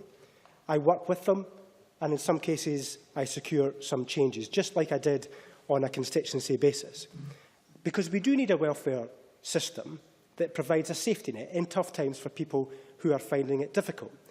But you would think from hearing from some of the members in this chamber who say that the welfare system is being dismantled, that the budget is going down. And it's not. The budget is going up. It's increasing, not just now. The budget is increasing. So we need to be careful with the language that we are using. I understand that some of the reforms are difficult. But to say that it's been dismantled is a gross exaggeration. The budget is increasing, and it's increasing because people need support during this difficult time. I'll take an intervention now from John Mason. I'm grateful for the member giving way. Thanks for that. I mean, would you accept that if the budget as a whole is increasing, the budget for an individual is decreasing? And, I mean, he used the word safety net, and surely the benefit levels were a safety net. So how can you cut part of the safety net for example, for the bedroom tax. How can somebody possibly live with that? But, I mean, all parties in this chamber say they're in favour of reform, but I hear very few members who come forward and make actual practical suggestions about two things. First of all, how you reduce the cost of welfare, and there is no doubt the cost of welfare needs to be controlled. And everybody, I think, that I hear talking in politics say that they don't want a welfare budget that gets out of control. Not just now. I'll come in a second. And the second point is we need to have a system that makes work pay. And I came across many people who would come to my advice surgeries who would tell me that they would not be applying for that job because it would not pay. You cannot have a welfare system that effectively traps people in poverty and on welfare. You need to have a system that incentivises and make work pay, certainly. Stuart Stevenson. Would the member care to agree with me that in the case of the many individuals who are being affected by reform who suffer from degrees of mental ill health, it is actually cheaper to allow people to continue to have that occasionally needed extra room in their house than for them to end up in the hospital system where the costs are substantially higher? The effects of some of the implementations in people with mental ill health are not only harmful to the individuals, but economically illiterate. The Harrington review within the DWP to make sure that those particular issues about welfare, about mental health, that Stuart Stevenson rightly identified were taken into account. But you cannot simply say that because somebody has got a mental health issue, they should no longer be given the opportunities like everybody else is given in the system. And that's why I think it should always be there to support and encourage. I would like a much more personalised welfare system. I would like them to be able to identify, to have the power at a local level to make those changes.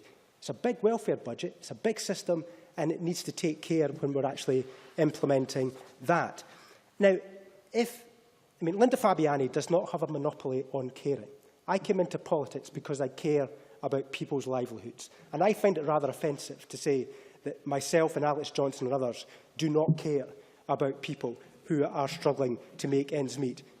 If she really believed in what she said, I would like to have seen the white paper actually reflect what she says. But the reality is the white paper is relying on Ian Duncan Smith's plans being implemented almost in full.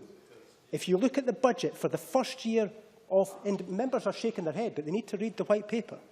If you look at the first, not just now, the first year of independence actually adopts exactly the same budget as predicted under the United Kingdom for Scotland. Now, you would have expected, if this £4.5 billion was so evil, that would have been reversed and would be reflected in the white paper budget. But it is not.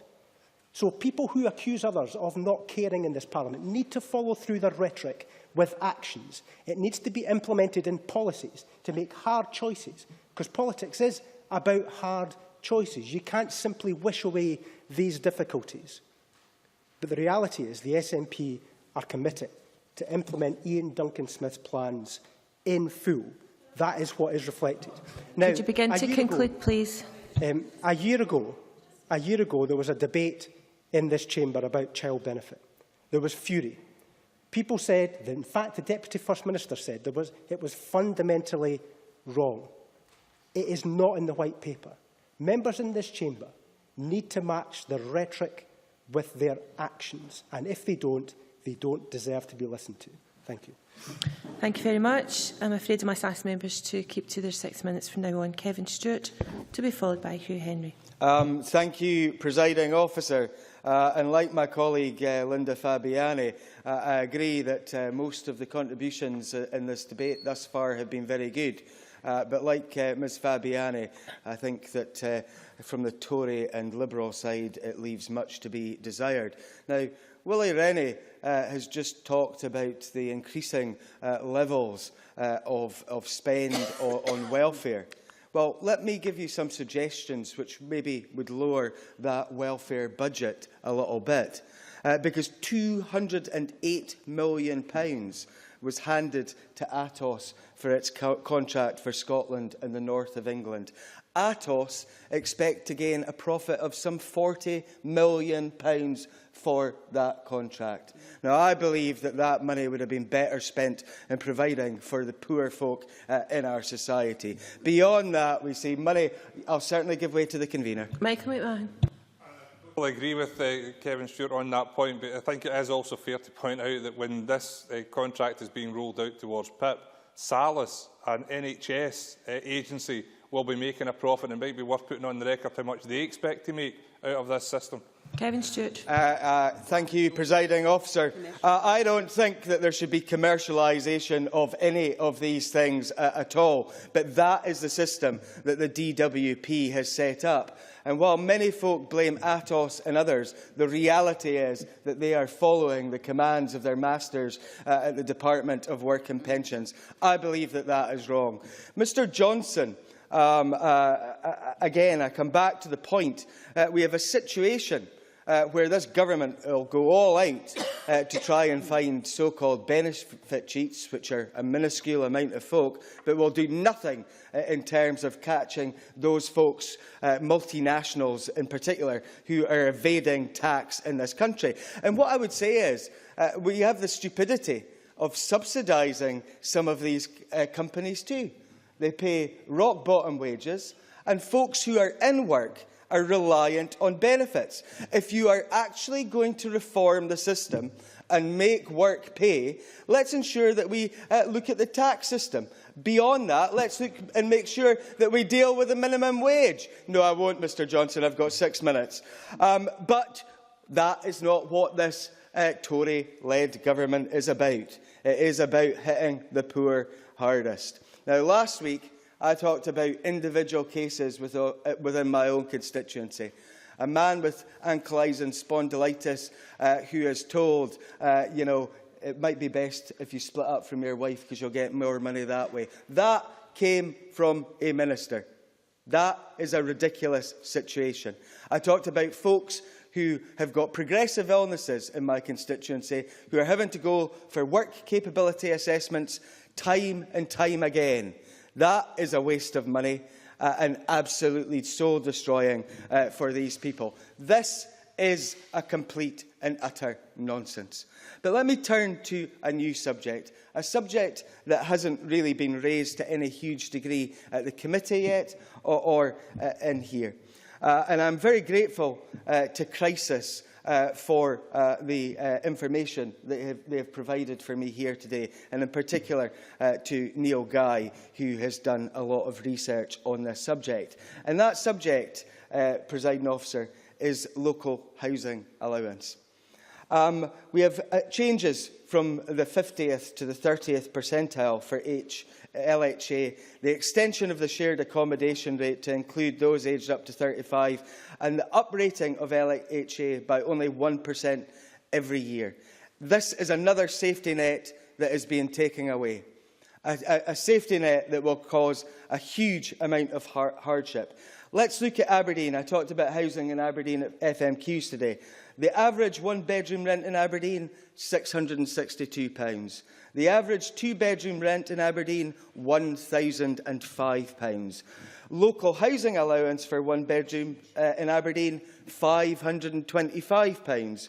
Local housing allowance for two bedroom in Aberdeen, £650.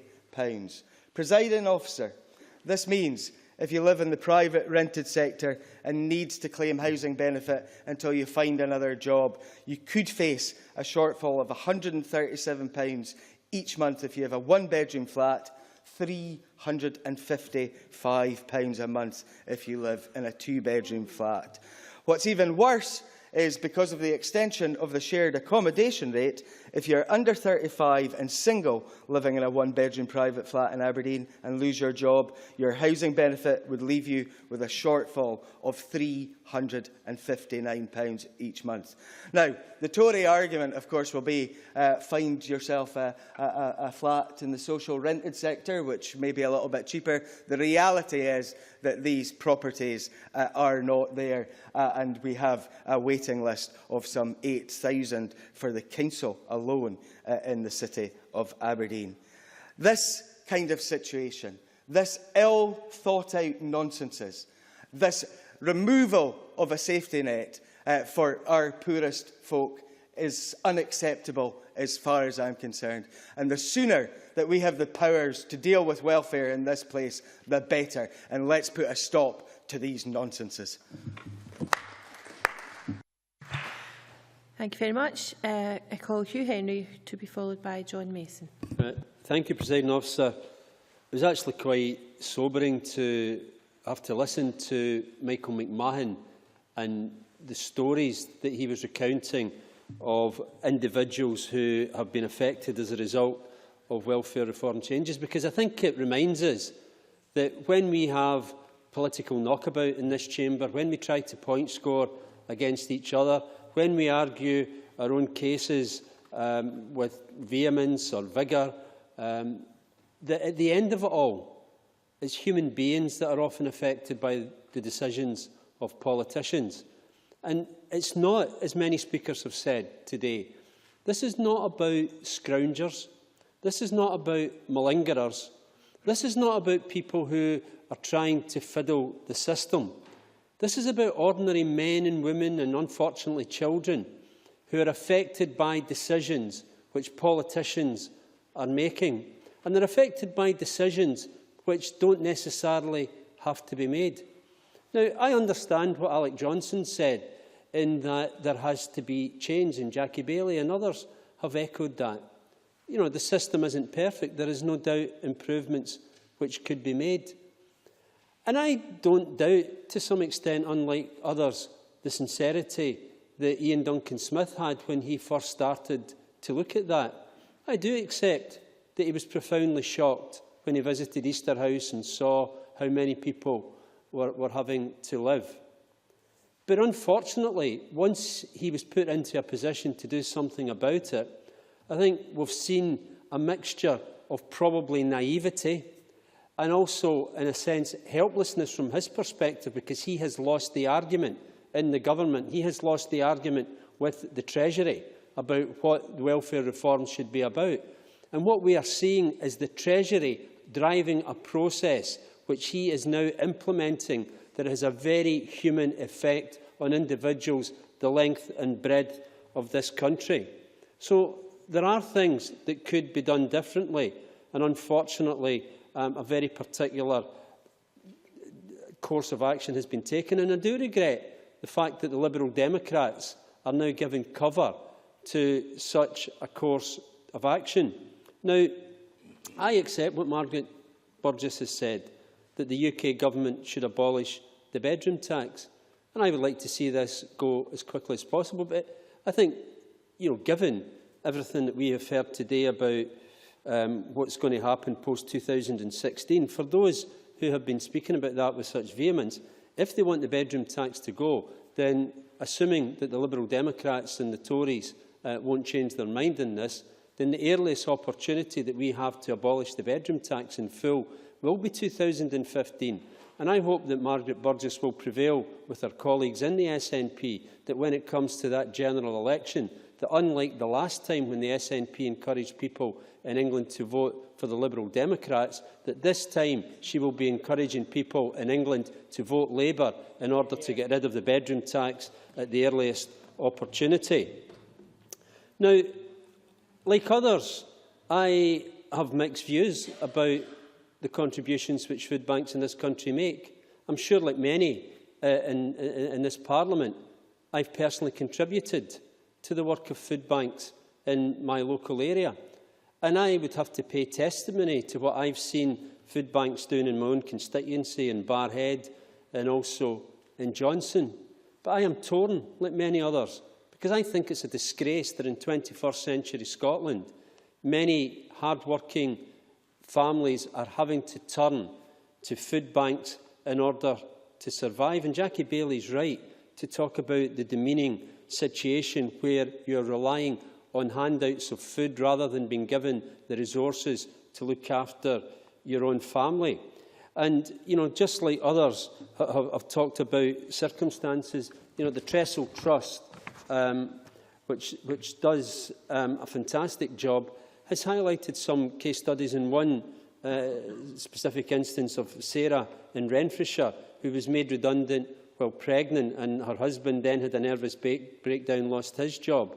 The family hit crisis point. They lost their home. She became too malnourished to breastfeed her baby. And to ensure that the two children could eat, the parents skipped meals. And in a 2-year period between them, they lost over 8 stone in weight. Now, they were then affected by a bureaucratic error in the benefits system. They then faced, because of that error, a 6-month sanction, and that was only overturned when legal action was threatened. And they've now since received a backdated payment. But no family should have to face that indignity. No family should have to bear the consequences of that. And what I want to finish on, Presiding Officer, is what Jackie Bailey and others have referred to today, that irrespective of the debates on the Constitution, there are things that we can do just now. There are things that the Scottish Government can do. And if you want to look at an example of practical things that can be done, just look at the sterling work that my own council in Renfrewshire has been doing. No eviction policy for tenants who engage with them. Allocating £5 million to combat and mitigate the impact of welfare reform. Recruiting a team of staff to give advice and support to those affected. Putting the maximum that they can into discretionary housing payment fund. And spending all of their allocation from the Scottish Government on the Scottish Welfare Fund. And as well as that, they have set up a Poverty Commission to look at that.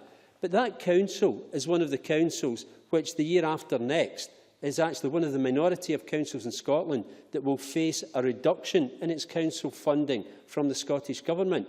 And we cannot expect councils like that to do fantastic work in helping the poorest in our society if we are squeezing their budgets. So there are things that we can do. And the very first thing that we could do is to free up local councils to help those in need in local communities in Scotland. Thank you. Thank you. And I call John Mason. Thank you, Presiding Officer. And clearly, once again, here we are debating welfare reform, as we were recently, and I'm sure this will not be the last time. And this subject comes up in many scenarios, and just this morning at the Equal Opportunities Committee, we were looking at the issue of fathers being involved with their children's upbringing and the challenges that fathers face. And one that was particularly highlighted today was some fathers' experience at the Job Centre Plus, where the feeling has been that staff are less supportive of single fathers than they are of single mothers. One example given to us, it was a single father who had a very troubled child who had spent part of his time already in care, and yet was under real pressure to take a job, despite the fact that child needed a parent who was available if the school started having problems. Now, these are obviously issues that affect single mothers as well, but that was just the context we were looking at it in. And we obviously debated welfare reform fairly recently. I wanted to take a slightly different approach today from what I had done last week.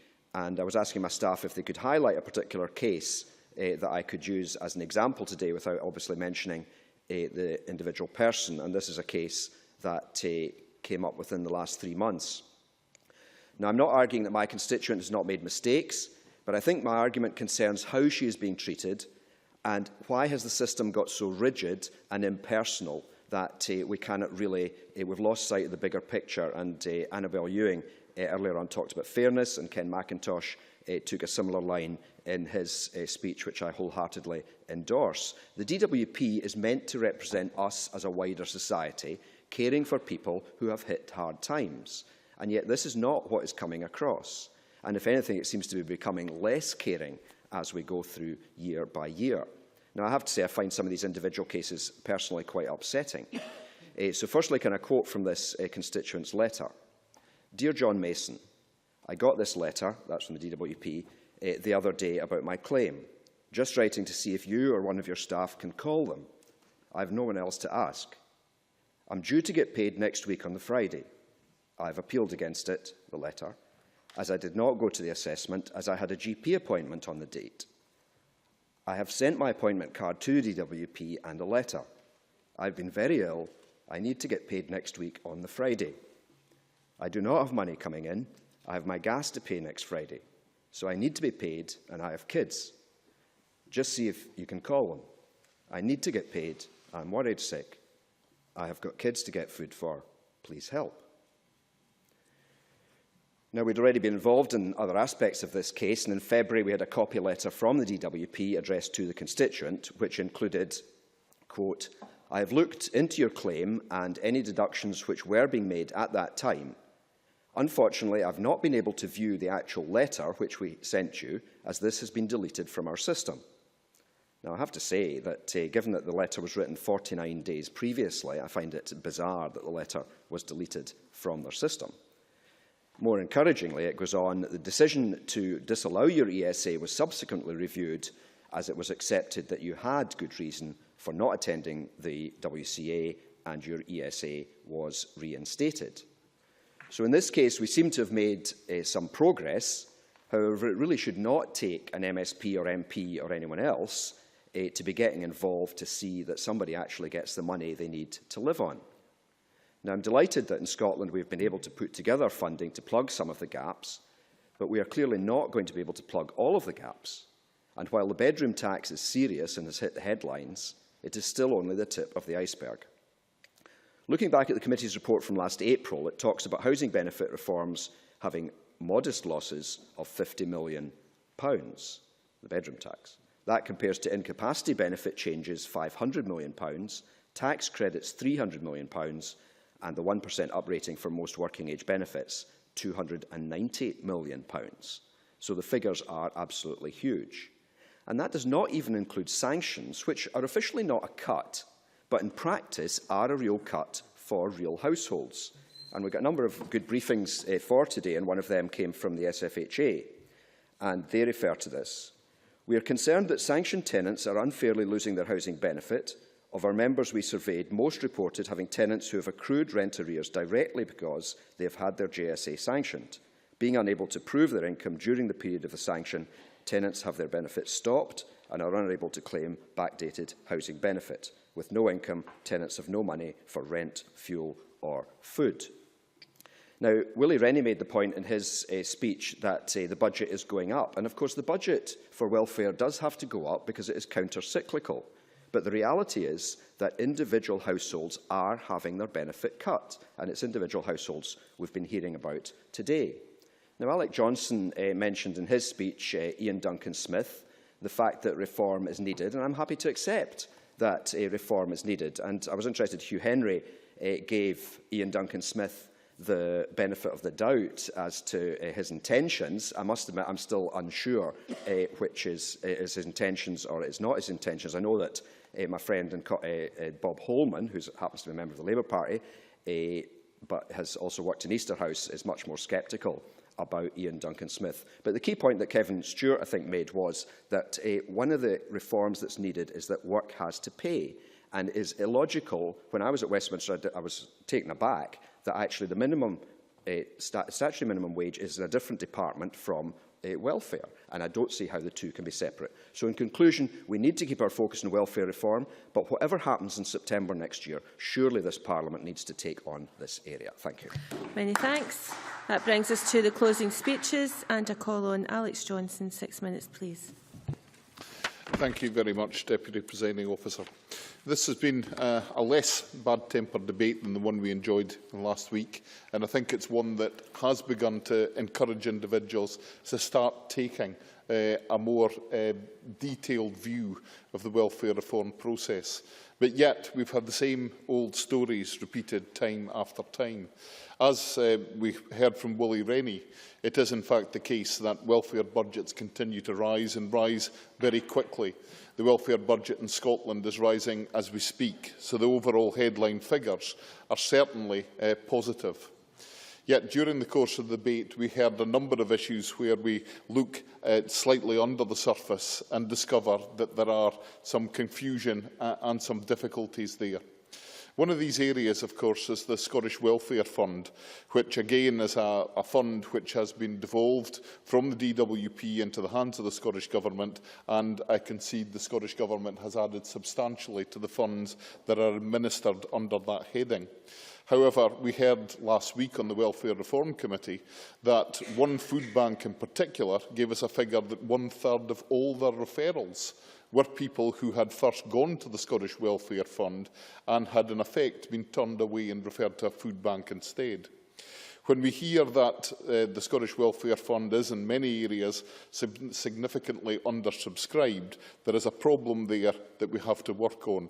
And I note that Ken McIntosh raised that along with his other statement, which would agree with, which is that welfare or the best form of welfare is work. I think we can all agree on that one. However, we have to note too that the government, in spite of many of the criticisms that have been made, has been working with that issue on more than one level, not least of which is the fact that the substantial increase in tax thresholds means that the low-paid in work are paying a great deal less tax than they did in the past, and that is a significant figure within the Scottish economy and one that is not given adequate credit when we discuss these issues here in the Chamber. However, moving on to some of the things that other people said, we heard an emotional and, I have to say, an honest and effective contribution from Linda Fabiani. I would expect nothing less. Linda is one of these honest people who says what she feels. And she said that she felt we could do so much better. But again, we had no explanation of how we could do so much better. What would Linda Fabiani do differently? Because, sadly, there is some evidence that there is no intention from this government of doing anything any differently. Now, it was in the early days of the Welfare Reform Committee, we became one of the few committees that has actually met in this chamber itself. The committee members lined themselves up along the second row of chairs here, and at the far end we had members of the Scottish Government's own commission into welfare. And we were able to question them at some length about what their plans were for changing welfare in an independent Scotland. I remember asking them specifically about how they would deal with the issue of tax credits. And I got a straight answer on that subject. They said they didn't have to worry about tax credits because they had no intention of changing anything until after the implementation of the universal credit and the abolition of tax credits. Well, that was an indication to me that this government, at that time at least, had no plans to change the welfare system before they achieved their holy grail of independence.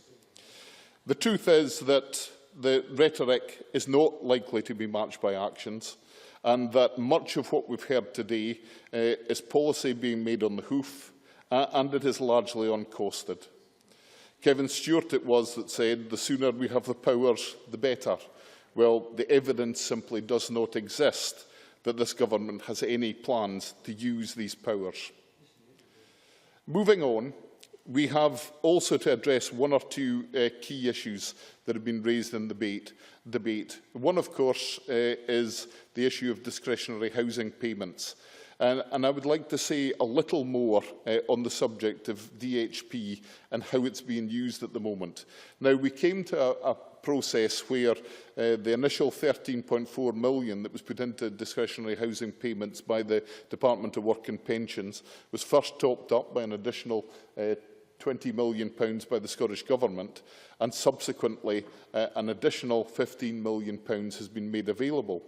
The problem is that at this stage, we don't seem to be able to get the money into the hands of the right people. And I think the government need to look seriously about how the money they're making available is ultimately used. It would be a tremendous disappointment if money were to be made available and, like the Scottish Welfare Fund, the funds end up not being used for the purpose for which they were intended.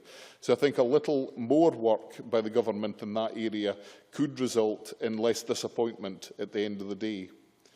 Finally, we heard on more than one occasion in this debate my colleague Kevin Stewart from the North East tell us that, of course, the real difference in a future Scotland would be that we could collect more business taxes, and as a result, we wouldn't have to worry about how we spent it. Well, the only evidence I have from this government on how it intends to tax businesses is that it intends to cut corporation tax by 3 pence on the pound. And if that's an indication of how this government sets its priorities, then I think these priorities differ substantially when they're expressed from the back of the chamber in a welfare debate from the way they're expressed from the front of the chamber during First Minister's questions. Thank you. I call on Jackie Bailey. 6 minutes, please. Thank you very much, Presiding Officer.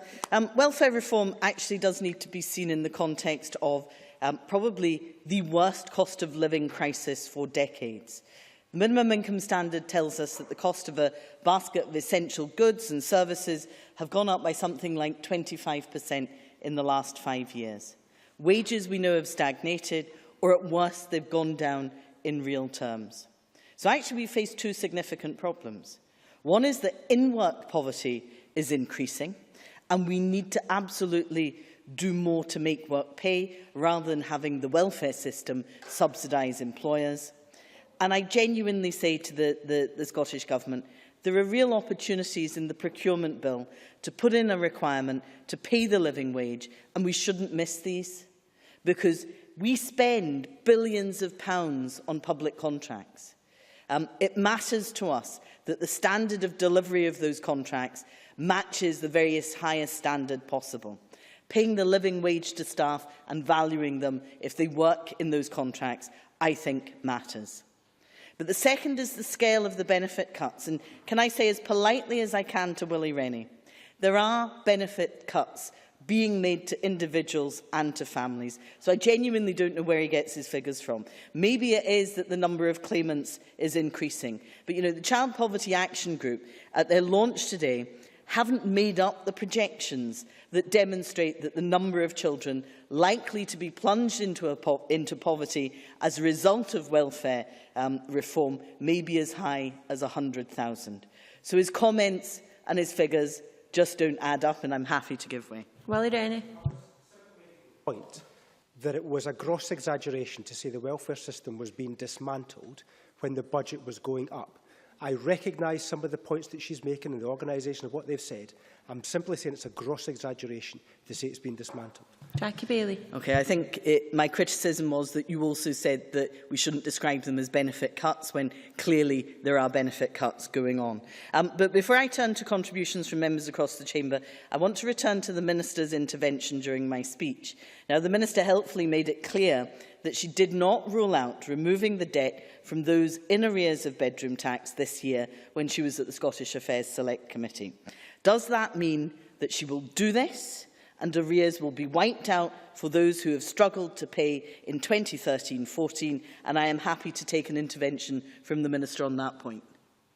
Minister. That in my summing up anyway. What I said at the Scottish Affairs Committee was, when I was asked the question, would we make available additional funding to write off arrears for this current year, what I said was we've committed £20 million to discretionary housing payments, and a discretionary housing payment can be made to write off rent arrears, and we'd look at what balance, if any, was available at the end of the financial year. Jackie Bailey.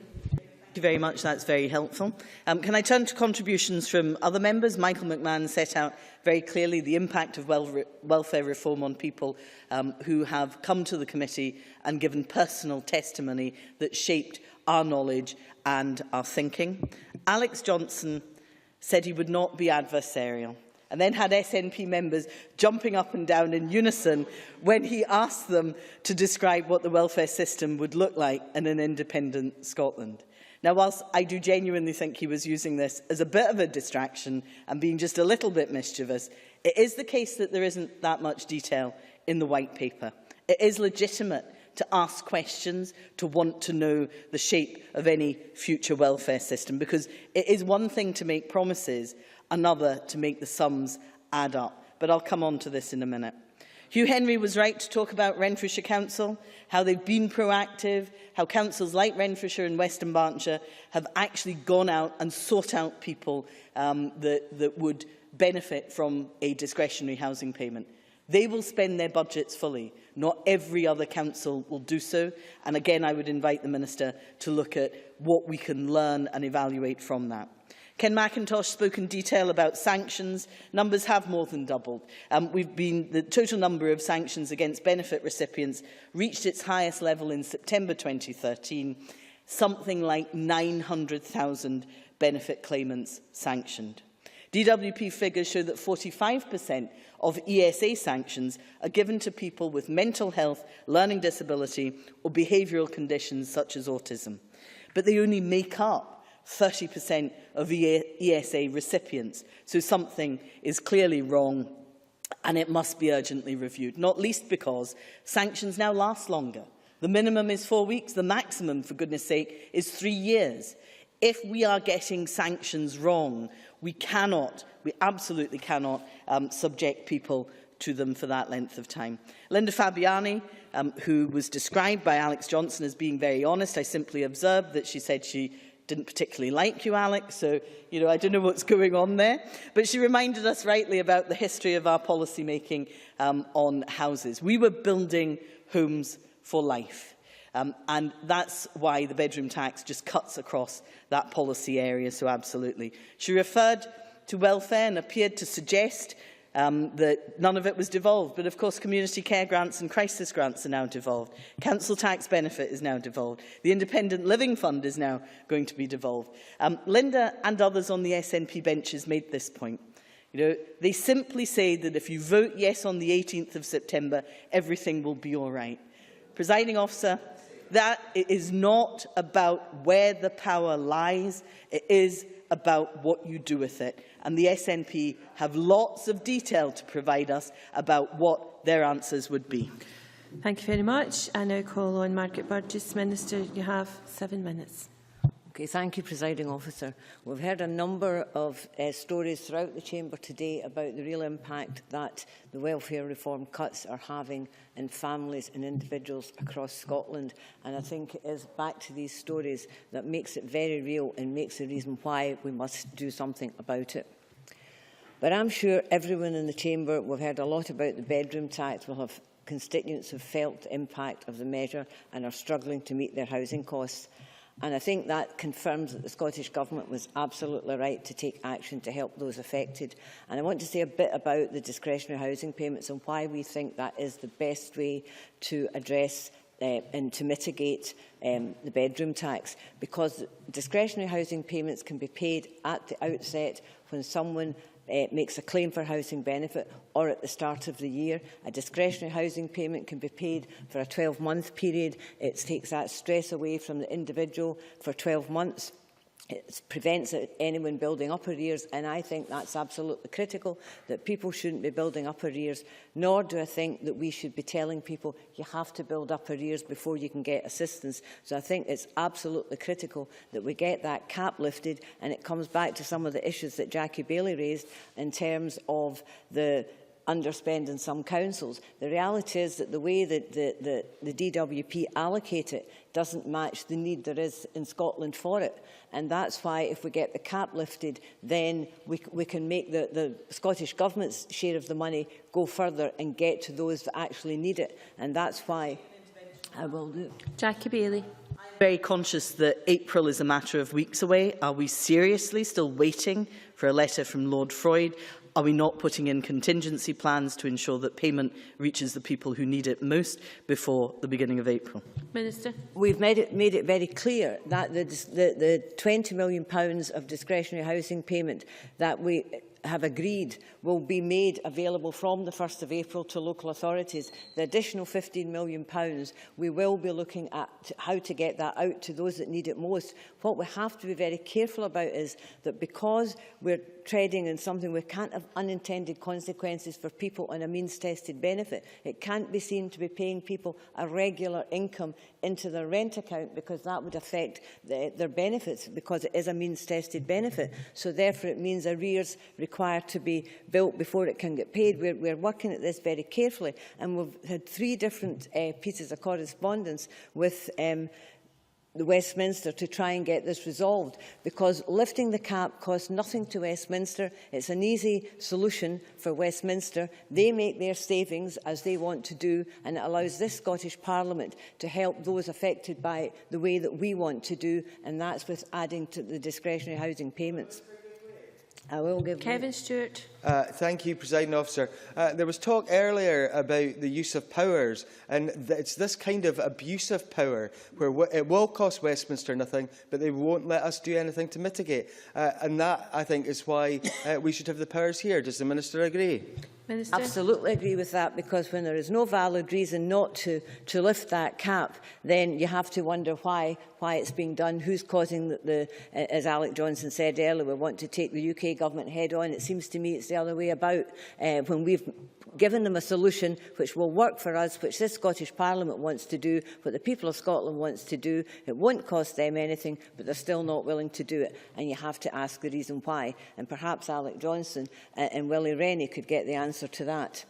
The other thing I want to make clear is that my view is that everybody who applies for a discretionary housing payment from the 1st of April, if the cap's lifted, the funds available, they should be entitled to it. It's as simple as that. There should be no further strong means testing, no onerous work for a local authority to do it. It's a very simple process. The guidance is very clear in that. It's very flexible, and it is not something that is difficult to do. I want to now come on to a couple of points that Willie Rennie made, because Willie Rennie is suggesting that the Scottish Government has said nothing about how we would see a welfare state in an independent Scotland. And we've already said in the expert welfare group agreed that our predictions and funding were correct. And that in Scotland's spending in social protection is currently less than the rest of the UK, and that includes pensions and welfare. It's lower in Scotland than the UK as a whole, and so we can afford a decent welfare system, and we can support our public services. And we've said in Scotland's future the kind of system we want to see. And I think when we've heard the stories around this chamber today, we know it's a system that's certainly going to be fairer and more just, and is able and closer to what our people want, rather than what we're getting from Westminster. And I think that's something we could do no matter what. No, I've only got a few seconds left. Sorry, I've only got a few seconds left, and I've taken quite a bit of criticism during the debate from Willie Rennie and others, and Alex Johnson saying he's heard the same old stories. Well, Presiding Officer, I heard today the same old story from Alec Johnson. I've heard it every time he's spoken in welfare in this chamber. Now, I started out in this debate and didn't mention, not once did I mention the referendum or independence or the Constitution, but the Better Together on either side in their first speeches raised it. So if we have to say who's focused on the referendum, it wasn't me today. But no, I'm sorry, I'm not taking any more interventions. Sorry, the first speech did not start on these benches. But we've raised from a number of people that moving into work is better for people, and it is better. And Jackie Bailey mentioned the in-work poverty, and that is a concern to all of us. But the Scottish Government is taking action. We've been criticised for not taking action. We've taken direct action in youth unemployment to ensure that 10,000 young people in Scotland can get a job and training from day one of unemployment. And I think that's a preventative approach and better than having to wait a year and forced into a mandatory scheme. So I think we are taking action. We're taking action on the Council Tax Reduction Scheme, the Scottish Welfare Fund, which I may not have time to go into all the details about, but certainly the Scottish Welfare Fund, the money is now going out, and if the guidance has to be changed again, we will change it. The money has to get out there, but we have to recognise the Scottish Welfare Fund cannot make up for all the ills of the UK benefit cuts. It can't do it. The Welfare Fund is £33 million. We heard, I think, from John Mason just exactly the cuts that we're still to see coming down the road. We heard from Kevin Come to Stewart conclusion, please, Minister. About the local housing allowance. So we know there's a lot more cuts to come. But I would agree with my colleagues on this side that we need to have control of welfare and employment here in this Parliament. And that means control of all of Scotland's finances. I'm afraid you really need to close. And I believe that only with the powers in this Parliament can we have a welfare system that meets Scotland's needs. Thank you very much. And I now call on Jamie Hepburn to wind up the debate on behalf of the committee. You have until 5 o'clock. Thank you very much, Presiding Officer. Can I begin by thanking all members for taking part in today's debate? I do believe it has been a useful and constructive debate. It was, of course, the second debate on this agenda in 2 weeks. I don't think there's anything wrong with that. This issue should demand and merits this Parliament's regular attention. Can I thank committee colleagues and the clerks for their work over the past number of months. We don't always agree with one another, but I think we work well together overall, even including Mr Johnson, who often acts as the committee's lone voice. But above all, I would like to thank those who have given their time to come to speak to the committee, be they from sectoral organisations interacting with the welfare reform process or those individuals directly affected. And I'd particularly like to thank the latter group. Linda Fabiani made the point that it can be difficult to hear evidence from these individuals, but it is essential to hear that evidence. And in the first debate in this chamber that the Welfare Reform Committee secured last year, President Officer, I said that behind all the figures that are detailed in the report that we debate today are individual stories and individuals who are being impacted. I reassure those individuals that the committee will focus on them as it takes its work further forward. President Officer, I very much hope that those individuals feel that this has been the case. It has been mentioned already. The committee has its Your Say process, which is an open process that lets individuals engage with the committee on their own terms, and I'll try and come to that a little later.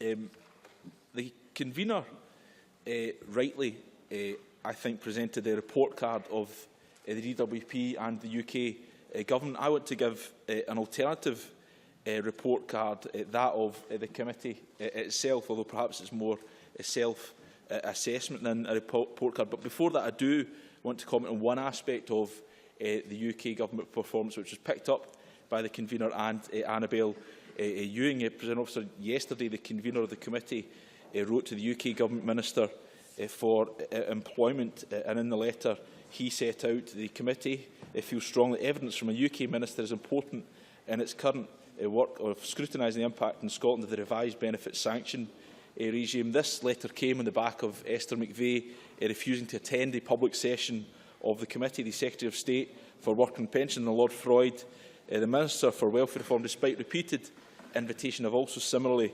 refused to attend in a public session. This is despite the fact that the Secretary of State for Scotland has given evidence to the Health and Sport Committee on child poverty, and the Chief Secretary to the Treasury has given evidence to our Finance Committee and Economy, Energy and Tourism Committee.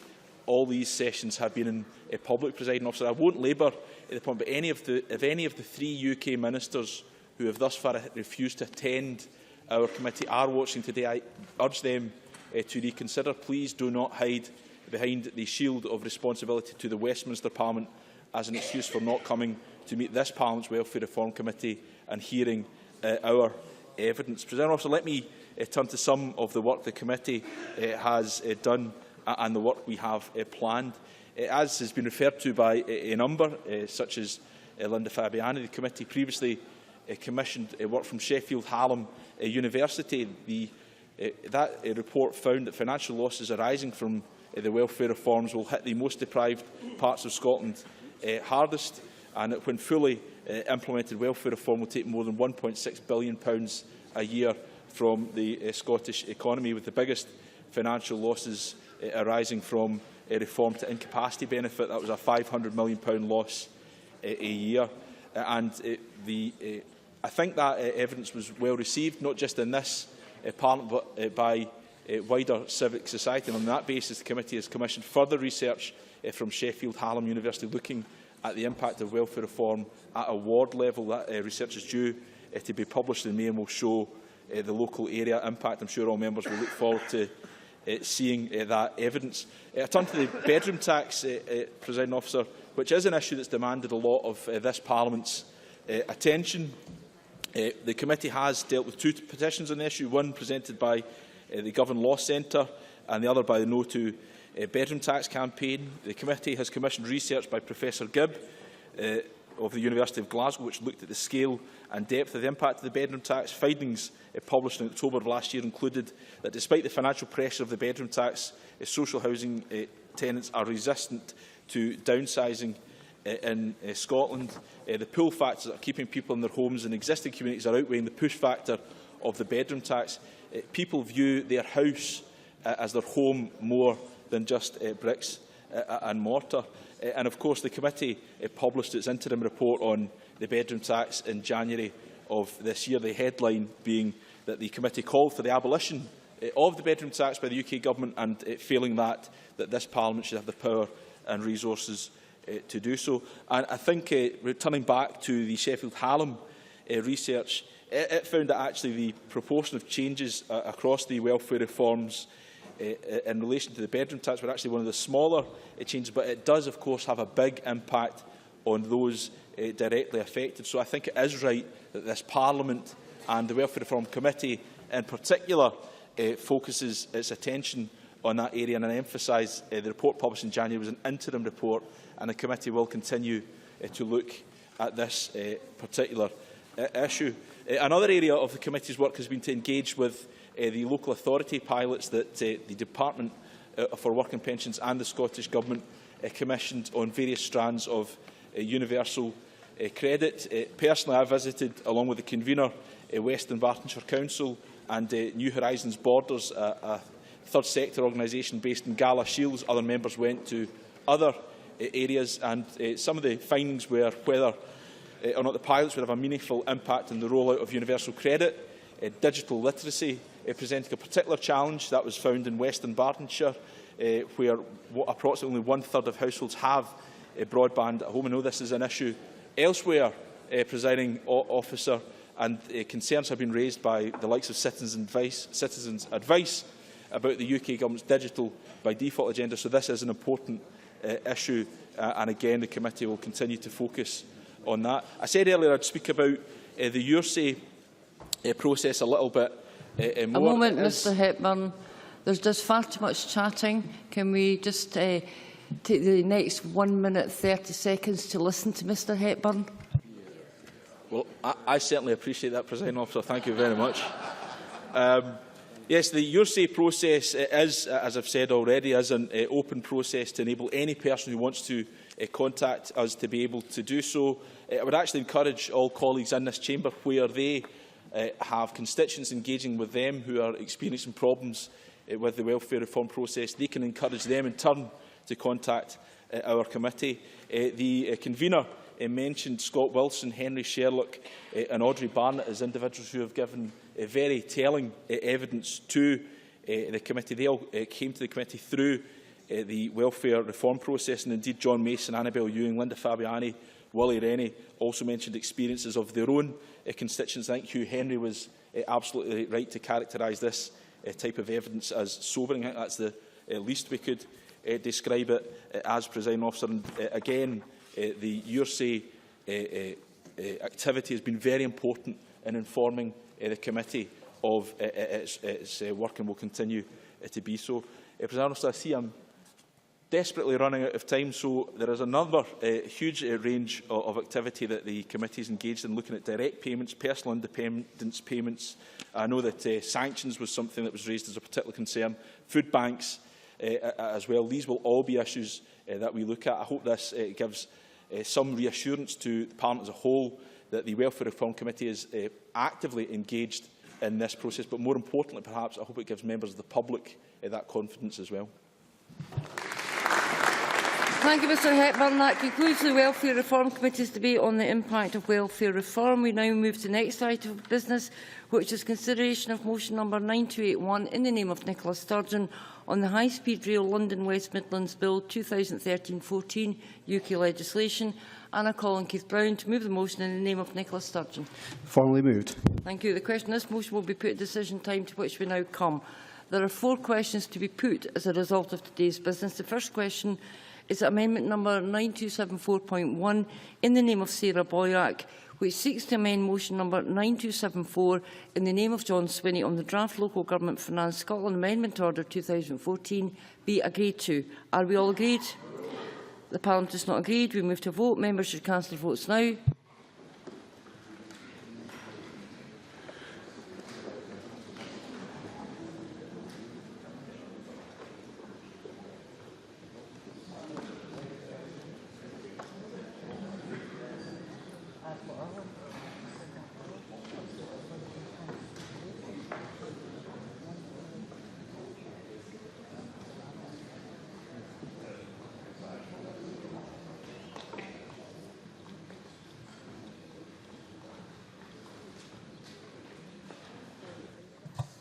The result of the vote on amendment number 9274.1 in the name of Sarah Boyack is as follows. Yes, 35. No, 77. There were no abstentions. The amendment is therefore not agreed to. The next question is that motion number 9274 in the name of John Swinney on the draft Local Government Finance Scotland Amendment Order 2014 be agreed to. Are we all agreed? The motion is therefore agreed to. The next question is that motion number 9190 in the name of Michael McMahon on the impact of welfare reform be agreed to. Are we all agreed? The motion is therefore agreed to. The next question is that motion number 9281 in the name of Nicola Sturgeon on the High Speed Rail London West Midlands Bill 2013-14 UK legislation be agreed to. Are we all agreed? The motion is therefore agreed to. That concludes decision time. I now close this meeting.